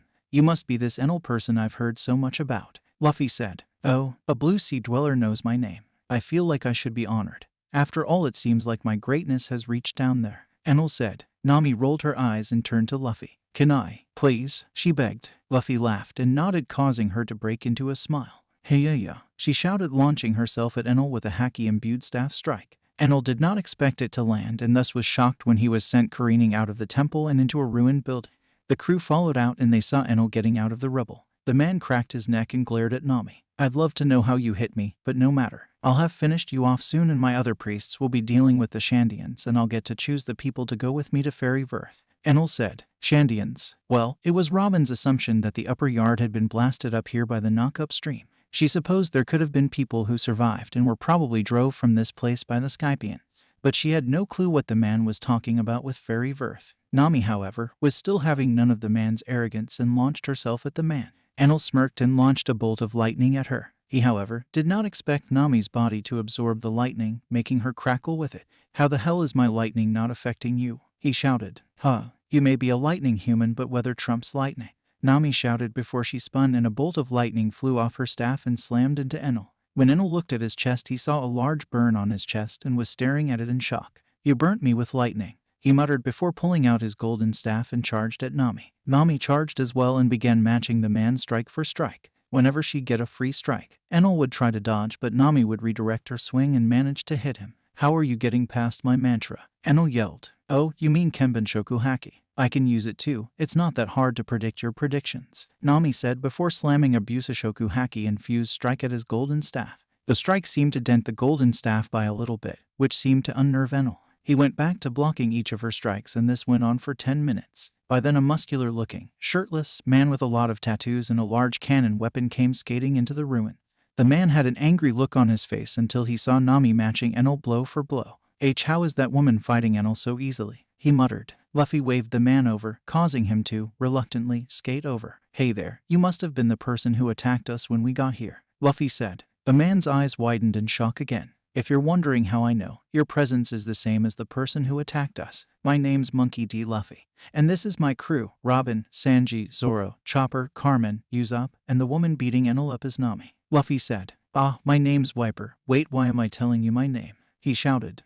Because you're a decent human being, Luffy asked. Robin giggled at that before getting an idea. She coated her hands in haki, having started training as soon as she joined, and then crossed them. Suddenly a pair of hands appeared below Enel and pulled him to the ground before vanishing. This allowed Nami to strike Enel again. After doing so, she briefly turned and gave a thumbs up to Robin. How are you guys hitting Enel? Wiper asked curiously. It's something called Busashoku Haki, or Armament Haki. Basically, it lets you interact with the dormant bodies of Loja types, Luffy said. Oh, is it like mantra? Wiper asked. Mantra? Is that what you guys call haki up here? Well, I guess then, yeah, Luffy said. Wiper seemed to think for a second before asking another question. Why hasn't Enel electrocuted her yet? He asked. Oh, that. He tried it earlier, but Nami's a weather human. She can absorb lightning and redirect it. See that burn on Enel? That's from him trying to electrocute her, Luffy said. Wiper looked and gasped when he saw the burn on Enel's chest. Over with Nami, she was getting bored. The man was overly arrogant to the point that his fighting skills sucked. She rolled her eyes and then prepared herself for a final strike. Before she did so, she apologized to all the men on the crew. You know, Loja users who rely too much on their fruit die pretty quickly. I'm done having my fun, Nami said before sending a haki-infused strike to the man's crotch. Instantly, every male winced in pain at that as Enel crumpled to the floor in agonizing pain. Nami then pressed a button on her staff, causing the bottom quarter of the staff to open up and reveal a blade. She then stabbed Enel directly in the heart, killing him outright. Nami then turned to everyone and waved, the crew cheering her on. Sanji and Carmen pouted because they realized that they didn't get to fight at all. Zoro cheered up Sanji with another kiss, causing him to blush, and oddly enough Wiper soon though shook the blush off and began looking around.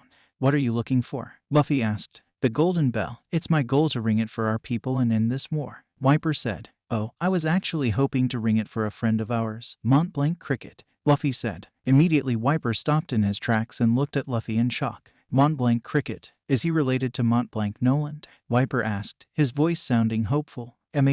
He's his descendant. He's been looking for proof that his ancestor wasn't a liar, Luffy said, causing Wiper to look confused. Luffy then explained the story of Mont Blanc Noland to Wiper. Wiper's face had a look of rage on it, and he even ranted for a bit. His rant consisted of him yelling at the stupidity of people for murdering a friend of Kalgara. Luffy asked who that was, and Wiper told them that Kalgara was his ancestor and a friend of Noland.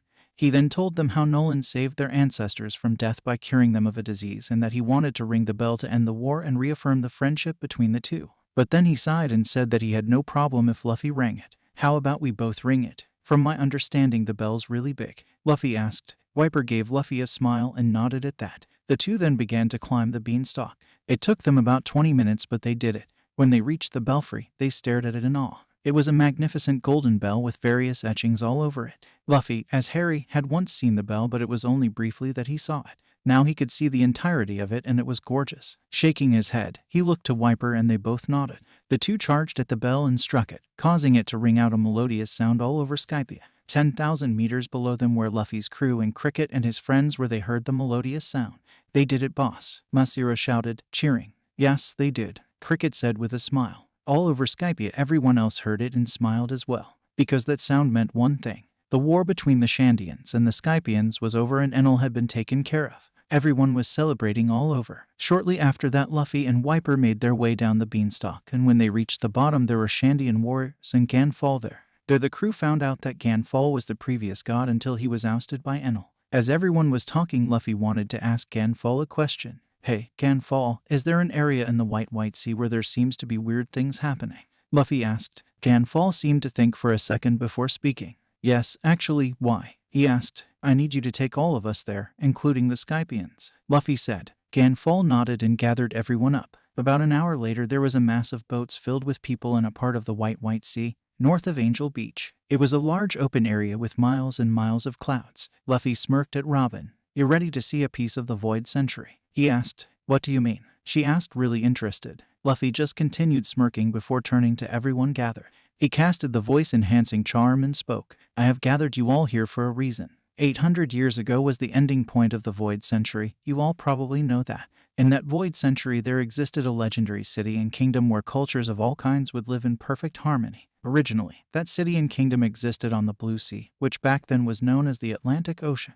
Luffy said. Robin was trying to memorize all this information because it was extremely exciting to learn it all. This kingdom had become part of a larger kingdom in defense of one enemy, one horrible enemy. To save its people, the leaders decided to move the kingdom into the sky, more specifically here, Luffy said before turning to the open sea. Luffy pulled out his wand and began pulling on the large reserves that the title of Master of Death gave him. He then pointed it at the clouds. I give you the legendary city and kingdom of Atlantis, Wingardium Leviosa Maxima. Luffy intoned. Suddenly the clouds rippled and something began to come out. At first it was a flag that had the design of a sea king on it. Then it grew bigger and people started seeing buildings. The size of it was enormous, as large as the upper yard itself. It explained why Luffy wanted them this far back, lest they be capsized. Everyone was watching in awe as this gigantic place was being brought up. There were magnificent buildings, and what interested the Skypians and Shandians the most was that there were farms, parks, and much more made out of what they believed to be earth. Not a single bit of the kingdom was made out of cloud. About 5 minutes later, Atlantis was fully emerged from the water and there were docks in front of them.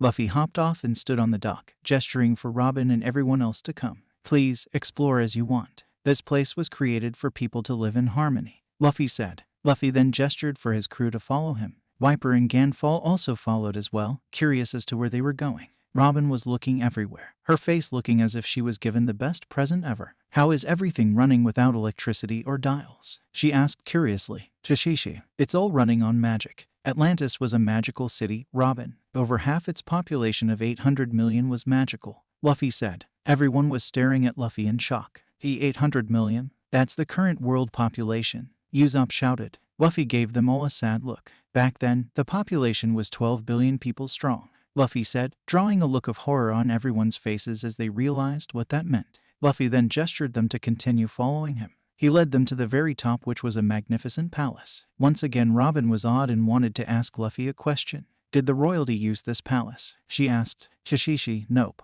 Nobody actually lived in this palace. This was the place where everyone met for meetings, no matter what kind of meeting you were having, Luffy said. Luffy then led them to a closed-off door that seemed to have no handle. Luffy simply placed a hand on the door that flashed and vanished from its place. Walking in, Robin was extremely shocked. In the center of the room was another poneglyph, one that seemed to have a different piece of history. Luffy just let her read it out loud. It's the 80th year in this long and stupid war that the 20 Kingdoms has against us. Their war against magic. We, the people of Atlantis, are placing this poneglyph for the people who won't know of our history when our savior finishes his plans. First, you may be wondering who our savior is. Well, his name is Harry James Potter and he is a magical human, a wizard. He is also a man who is over 100 years old and yet still in his prime. For that is the nature of magical humans. Their magic helps them live much longer lives than non-magicals. But the non-magicals of our United Kingdoms, the Great Kingdom, don't care. So, if you find this poneglyph, then please remember our Savior's kindness and love. Please remember that he wanted everyone to live in peace, but the 20 Kingdoms wouldn't allow that. And please, remember the will of D. Robin Reed. Luffy was desperately trying, and thankfully succeeding, to hold back his tears. He wasn't aware that the people loved him that much. He was just a man who wanted the world to be happy. Robin was a bit in shock. The 20 Kingdoms didn't like magic, Robin asked hesitantly. Luffy sadly shook his head. Not at all, they absolutely abhorred it. They wanted to eradicate magic in any way they knew how, Luffy said. The silence lasted for a solemn 20 minutes before Luffy sighed and turned to everyone, smiling. We shouldn't be sad, everyone's partying. Now let's go, Luffy said, heading off. Everyone looked at where Luffy was before shrugging and following. The party lasted well into the night, with everyone celebrating. The Shandians had apparently found where all the gold was going, a giant ship that Enel was planning to use. The Skypians and Shandians wanted to give the Straw Hats a gift for saving them, so they gave them all the gold that they could carry on their ship, which made Nami very happy. When the party ended, everyone was passed out all over Atlantis. The next morning, Ganfall showed them to where they could leave Skypia from, the edge of White Sea. There he attached a giant balloon squid to their ship and they sailed off, floating off Skypia, back to the blue sea. When they made it back to Crickets, everyone celebrated once more. After the celebration, they all set off for their next destination that the log pose was pointing towards. Most of the trip to the next island consisted of Usopp telling stories to everyone about Skypia and showing off his dials that he somehow acquired by trading rubber bands of all things. Of course, Luffy somewhat understood why the Skypians accepted rubber bands as a form of currency, considering that rubber was non-existent up there. On top of that, Robin was showing off the pictures that she had taken to the ones that hadn't gone, having used her devil fruit ability to get good angles for all the photos. Somehow, without anyone noticing, she had also recorded the battle between Enel and Nami. This had Nami blushing from all the praise that was thrusted upon her by everyone congratulating her. After everyone finished congratulating her, Nami went to estimate how much belly they were going to get from all the gold. When she told everyone, everyone was gaping at her. "Are you sure it's 1.7 billion belly?" Usopp asked, shocked. We have about 1,000 pounds worth of gold here, and a pound of gold goes for about 1.7 million belly. Nami said, "We'll be rich after this. We could buy a nation." Chopper cheered. Nami laughed and shook her head. "Not at all. Kingdoms, from what I know, are about 10 billion belly." Nami said, remembering an article from a long time ago. "But still, it is a lot of money." Luffy said, "True, but we shouldn't spend it all at once. We should save it." Nami said. Robin seemed to be thinking, not really paying attention to that until she refocused on them. "We need to invest in a vault for the belly. Just in case we do get attacked, they can't sneak in and steal the money." Robin said. Robin did have a point. If they were ever attacked by someone, they'd need a way to protect their treasure. "I might have something, but I'd need your help again, Usopp," Luffy said, turning to their resident experimenter. "All right, it should be an interesting project. I did like working with the D-phones," Usopp said. They dispersed then, Usopp and Luffy heading off to Usopp's workshop while everyone else remained on deck or headed off to do their paperwork. Down in the workshop, Luffy conjured a set of blueprints. At first, they looked like blueprints for your average kind of safe. That was until Usopp looked closer.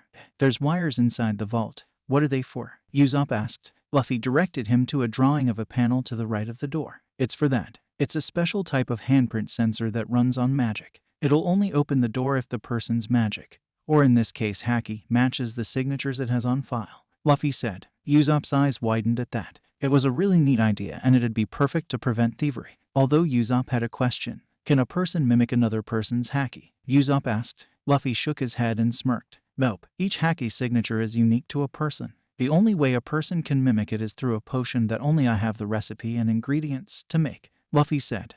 "Why would you be the only one with the ingredients for it?" Usopp asked hesitantly. Shi Shi, because it requires my blood. More specifically, it needs magical blood. Sure, there are other magical people out there, but they don't know they have magic," Luffy said. Usopp shivered at the thought of drinking something that required blood. He already didn't like one of the potions that Kaya and Chopper had to give them after they trained particularly hard, specifically the bone repair potion. Luffy had told them that a lot of potions can be flavored, but the one that everyone didn't like couldn't because it'd cause it to explode. Although Usopp was very fond of the potion that removed muscle soreness, it tasted like blueberries and made him feel a hell of a lot better. Anyways, Usopp's thoughts were getting off topic, so he refocused on the problem ahead. "So, what is the vault going to be made of?" "It's all fine and dandy if nobody can get in, but what if they try to blow it up?" Usopp said. Luffy smirked mischievously at that, and Usopp felt like that he was going to like the idea. "So, I heard that you got some of those impact dials," Luffy said. Usopp started smirking as well. He definitely liked the idea.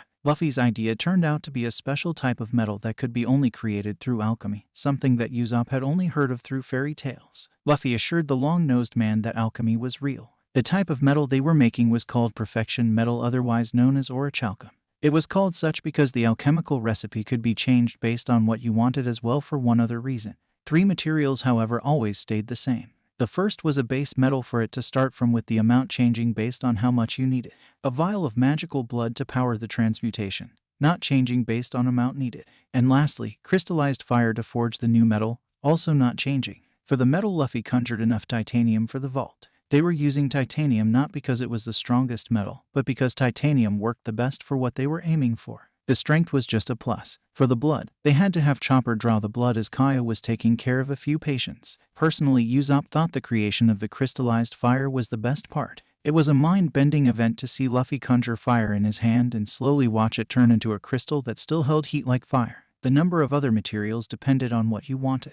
The other reason it was called perfection metal was because the metal took on the quality of the items that you alchemized into it. When Luffy had mentioned this, Usopp instead handed Luffy a rejectile instead, which held a lot more power. So Luffy was intending on using the rejectile and a diamond he had conjured. Their intent was to create a metal that if someone tried to blow it up, it'd throw the force right back at them and not take damage from the recoil. Of course, the quality of diamond would prevent people from outright cutting the vault open. So, it was in the cargo room, where they had more room, that Usopp and Robin, who wanted to watch, were looking on at a giant diagram with various symbols on the ground. "I can't believe I'm going to see someone use alchemy and art thought fiction," Robin whispered. "I can't believe I get to work with a fantasy like metal," Usopp added. Luffy chuckled at them before dusting his clothes off as he finished the last symbol, which happened to be the Greek symbol for change, known as delta. He stood up and looked at the diagram to make sure each item was in their required place. In the center of the diagram was the titanium, as it was what was going to change. In the circle that represented the cardinal direction, south, was the crystallized fire to represent the fire that would melt and mold the new metal. In the circle that represented west was the rejectile, and in the circle that represented east was the diamond.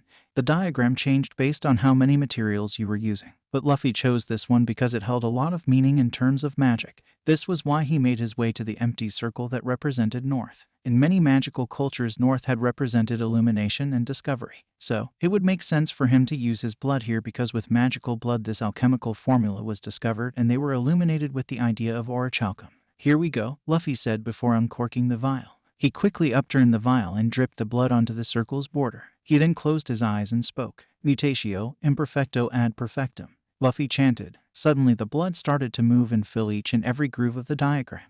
It was as if there was instantly enough blood to fill the diagram, and fill it did. As soon as the diagram was filled with blood, it started glowing red, followed by the titanium in the center glowing. The crystallized fire then flew into the large glowing pile of metal, which instantly turned into a liquid state. After that, the dial and the diamond flew to the liquid and merged with it. Suddenly there was a flash, and when it dissipated, in the center was now a pile of pure white and gleaming metal that glittered like diamond. "There you have it, enough orichalcum to make a vault." You might want me to make the vault, by the way," Luffy said. "Why's that?" Usopp asked. "It was made with a rejectile and a diamond. Any force you use against it will be reflected back onto you," Luffy added dryly, causing Usopp to pale. "Right, I'll let you get at that," Usopp said. They soon got to work at making the vault, Luffy conjuring the materials to make the panel for Usopp. Robin stayed behind because she wanted to ask Luffy questions about alchemy, which he was happy to oblige. It took them a week filled with a lot of caution on Luffy's part to not get himself killed, but they did it. The commanders were standing in awe at the giant pure white sparkling vault that took up the back of the cargo hold. It was there that Luffy had each of the commanders register their hacky signature with the panel. He also gave Nami the ability to lock out someone if she feels that they've been taking too much. It made sense since Nami was the finance commander, though he did tell her that she couldn't lock people out just because she wanted to be the only one to have access to the treasure. Yeah, he saw her pout at that. It was a day after they finished the vault that they arrived at their next island. It was there that Luffy sensed a powerful signature on the island. The crew got off the ship and made their way onto the island. The island was pretty weird, as all the animals and plants had a long something, whether it be neck, legs, body, or a combination of the three. They wandered around until Luffy stopped dead in his tracks. "Everyone, get back to the ship now," Luffy said. "Why, Captain?" Alvida asked, curious. "I hate to interrupt, but I think your captain's referring to me." A voice sounding in front of them spoke. The crew looked forward, and when they saw the person, Robin froze on the spot. A few of them recognized the man, but others didn't. It was a man with puffy black hair wearing a sleeping mask over his hair, a blue shirt and yellow tie with a white vest and pants. The man was lazing around, lying on the ground. "Admiral Aokiji, what are you doing here?" Luffy asked, icily. "Arara, why do you have to be so hostile?" "I'm just here to check up on Robin here," Aokiji said calmly, standing up and dusting off his pants. "Why would you need to check up on Robin? What has she done to warrant the attention of an admiral?" Nami bit out. Aokiji simply raised an eyebrow and yawned. "Did Robin not tell you why she got a bounty as a child?" he asked. "No, she did. But we want to know why you are here," Carmen replied. That seemed to surprise Aokiji a slight bit. "Oh, so you did tell them. Interesting. I didn't come here to fight. Nevertheless," he said, aiming to walk away. "No, you don't. I have a bone to pick with you of all people. Everyone, return to the ship," Luffy said. "But Luffy," Kaya shouted. "Captain's orders. None of you are ready to hear this conversation," Luffy shouted. Reluctantly, everyone returned to the ship, Nami and Carmen pulling Robin around. "Oh, we're going to have a conversation?" Aokiji asked, ice starting to pour from his body. Yes, you're going to explain to me your justice and why you of all people decide to side with the Marines, Luffy said, conjuring fire into his hands. Aokiji's eyes widened a bit at that before his eyes narrowed. There were rumors about that, but the Marines were never sure. Aokiji muttered. Luffy smirked and raised a brow. Ah, so the admirals do know the secret that the world government keeps. But do you know the full secret? Luffy asked before launching the fireball at Aokiji. Aokiji's reaction was rather instant as a block of ice formed and stopped the fireball, barely even melting in the process. Luffy and Aokiji kept up this dance, Luffy launching fireballs that increasingly got hotter as Aokiji would block the fire with ice that would progressively melt more. Yes, we know that your kind killed millions, Aokiji said with a narrowed look. Luffy broke out into a fit of laughter that stunned Aokiji. Aokiji then glared at Luffy. Why are you laughing? That's not funny. It makes you a menace, Aokiji shouted, throwing a lance of ice at Luffy. Luffy rolled his eyes and dodged the ice lance. You're cute, you know. You honestly believe the lies of the accursed dragons? Luffy sneered at Aokiji. What are you talking about? Aokiji asked. His eyes narrowed once more as he started throwing more ice lances. Did they even tell you why my kind killed millions? Why there was a war between the Great Kingdom and the 20 Kingdoms to begin with? Luffy shouted, dodging each and every ice lance as if it was nothing. Each word that Luffy spoke seemed to create a crack in Aokiji's calm. Soon enough, though, the man seemed to be panicking, albeit it was only slightly visible. Shut up. Ice block. Pheasant beak, Aokiji shouted, throwing his strongest attack at Luffy. Instantly, a giant pheasant made out of ice formed and started flying at Luffy. Luffy whipped out the Elder Wand and roared out a spell name that he didn't think he'd have to use. The ice appeared to be too cold to melt otherwise. Fiend fire, Luffy roared. Instantly, a giant phoenix of pure fire spewed out of the wand and slammed into the ice pheasant. The two beasts of elements clashed as if they were actually alive. The fiend fire was sentient to a point, but Aokiji was probably controlling the pheasant. With each clash of talons of fire and ice, there was a massive shockwave that rippled throughout the entire island. Luffy decided he had enough of Aokiji's stubbornness. You know what? I'll tell you why we killed millions, Luffy said. Stop it, Aokiji shouted, not wanting to listen. Well, Luffy was going to force him to listen one way and another. He then spoke something that would forever shatter Aokiji's faith in the world government. The reason that the Great Kingdom killed millions was because they were the defendant. The 20 kingdoms were hunting down each and every magical to experiment or to kill. The 20 kingdoms, consisting of 20 families, slaughtered almost 4 billion magicals in a world where the population was 12 billion. Luffy roared. Instantly, Aokiji broke down in a panic, which in turn shattered the ice pheasant due to his break of control. Luffy took that time to dismiss the fiend fire and walk up to the man and sit down. It can't be, Aokiji muttered to himself. Oh, it is. What do you expect from people who endorse slavery? The Magicals were people that the 20 families wouldn't allow alive, Luffy said. But how could the Magicals plan to beat 8 billion people? Aokiji asked hoarsely. Luffy laughed and smiled at that. We weren't 4 billion people strong, we were 8 billion people strong. We had 4 billion people worth of non-magical allies. The only reason that we lost was because of the weapons they had, Luffy said with a sigh. How do you know all this? Aokiji asked. Shi Shi, maybe one day you'll find out. More than likely sooner rather than later, Luffy said. Luffy's eyes softened when he saw how despondent Aokiji looked. He sighed and held out a hand. The man gave him an odd look. Why are you helping me? Aokiji asked. Because you look like you need it. If you trust in us, you'll find the truth one day. Plus, I plan to bring peace to this world, Luffy said. Aokiji laughed at that. Peace? In a world like this? It's impossible, Aokiji said darkly. How would you know if you didn't try? Luffy asked. Aokiji gave a chuckle and accepted the hand. Luffy pulled the man up and gave him a smile. Well, I guess you're right about that, Aokiji said. Shi Shi. Well then, welcome to the Straw Hat Pirates, Luffy said. Aokiji smiled at that before Luffy led him back to the ships. There, Robin froze when she saw Aokiji, but Luffy eased her worries. He's one of us now, Luffy said. Wait, you recruited an admiral? Usopp asked, confused. Well, I'm a former admiral now. I ditched the code after all, Aokiji said. Robin, however, wanted to ask a question. Why did you accept him? She asked. Because Robin, he was only in the Marines because he believed the lies the world government created. Trust in me, Luffy said, sending her a smile. That completely eased her and she smiled back. So, what's his rank? Carmen asked. Well, I figured we'd need someone who can lead our forces when we're at war. So, I figure commander of the assault forces, Luffy said. The crew seemed to think about it for a second before nodding. However, Alvida wanted to know something. What does he have jurisdiction over? She asked. Well, he has a bit of jurisdiction in each of the combat-type divisions. He'll be getting reports from you guys because he'll need to know what's going on,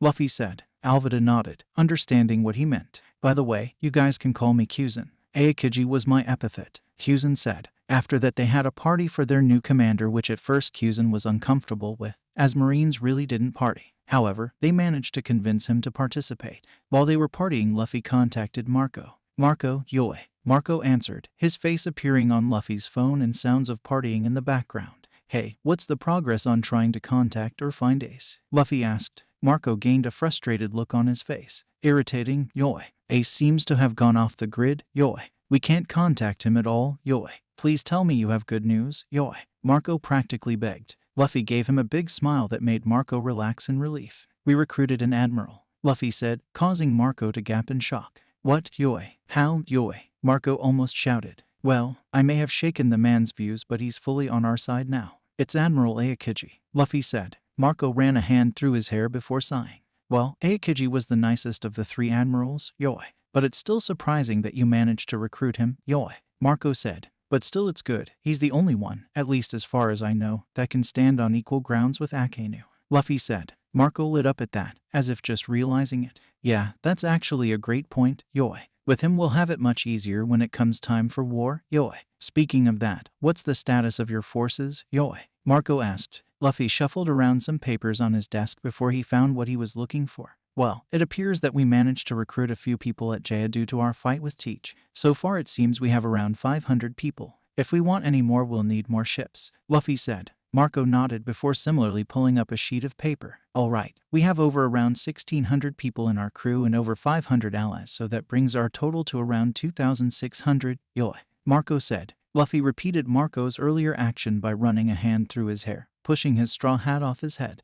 The problem is that the Marines are a force of over 100,000 strong. But thankfully Marineford, from what I know, isn't large enough to support that many people. So even if they do bring most of their forces, they'd be forced to keep them on warships," Luffy said. Marco nodded at that and leaned back in his chair. "Thankfully though you have Kyuzen now, yoi. He can easily take care of all the warships with his devil fruit powers, yoi. This war will be a long one. Not in terms of time but effort, yoi," Marco said. "But it'll be worth it. We'll be one step closer to ending the threat of the world government," Luffy said. Marco steeled his eyes at that and gave another nod. "That's very true, yoi. Anyways, I think I should get back to the party as it's about to end soon, yoi. Gotta get ready to kick everyone back to their rooms, yoi," Marco said. "Alright then, let me know as soon as you get information on Ace, Luffy out," Luffy said before ending the call. The next morning their ship made their way to the next location. About a week in they ran into what looked like a train speeding by and hitting a frog like Sea King. It was there that they spotted a train stop. There was an old lady, a rabbit, and a little girl. "Grandma, it's pirates," the little girl shouted, causing the old lady, who appeared to be on a phone call, hang up. "Hey there youngsters, what are you doing here so close to the sea train?" the old lady asked. "I apologize, we're following our log pose which seems to be pointing in the direction the train came from," Luffy said, bowing. The old lady laughed at him before smiling. "Oh, a young man who has manners, that's refreshing. Well, the location that the train was coming from is Water 7, the place with the best shipwrights in the world. Even the world government uses them. Speaking of that, why is an admiral traveling with pirates?" she asked. Kyuzen sheepishly rubbed the back of his head before speaking. "Former admiral, ma'am. Captain here showed me the darker side of the world government," Kyuzen said. The old lady nodded, understanding very well how the world government could hide their dark side. Luffy, however, had a question. "Wait, best shipwrights. That's great. We're in need of one. I mean our shipwrights are good but they don't have any formal training," Luffy said. The old lady seemed to perk up at that before turning around to write something down. She then held it up and Luffy grabbed it using his rubber powers. "Take that to Dock 1 in Water 7. The president of Galila, Iceberg, will help you. Tell him Kokoro sent you," Kokoro said. Luffy nodded but seemed to notice that Aokiji had stiffened when hearing Iceberg's name.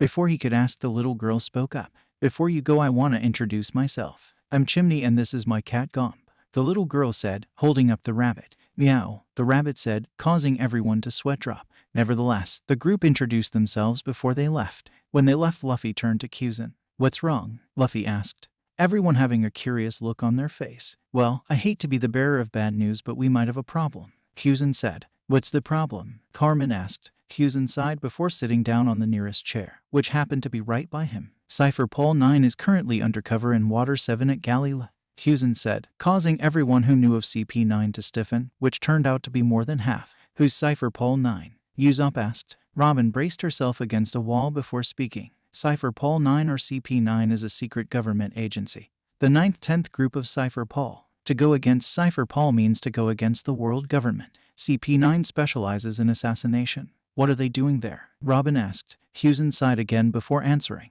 They are there to retrieve the blueprints for the ancient weapon Pluton from Iceberg by any means necessary. Hughson said. Everyone stilled at that, especially Luffy and Robin. Why does Iceberg have the blueprints? Luffy asked. He would have thought that those blueprints had been destroyed centuries ago. Because apparently the blueprints are passed from master to student to protect them. Iceberg got them from his master, Tom. Hughson said. Luffy sighed before stepping forward to address everyone. Well, looks like we're heading into another potentially hostile situation. Everyone, be ready because it looks like we're going to war with the world government.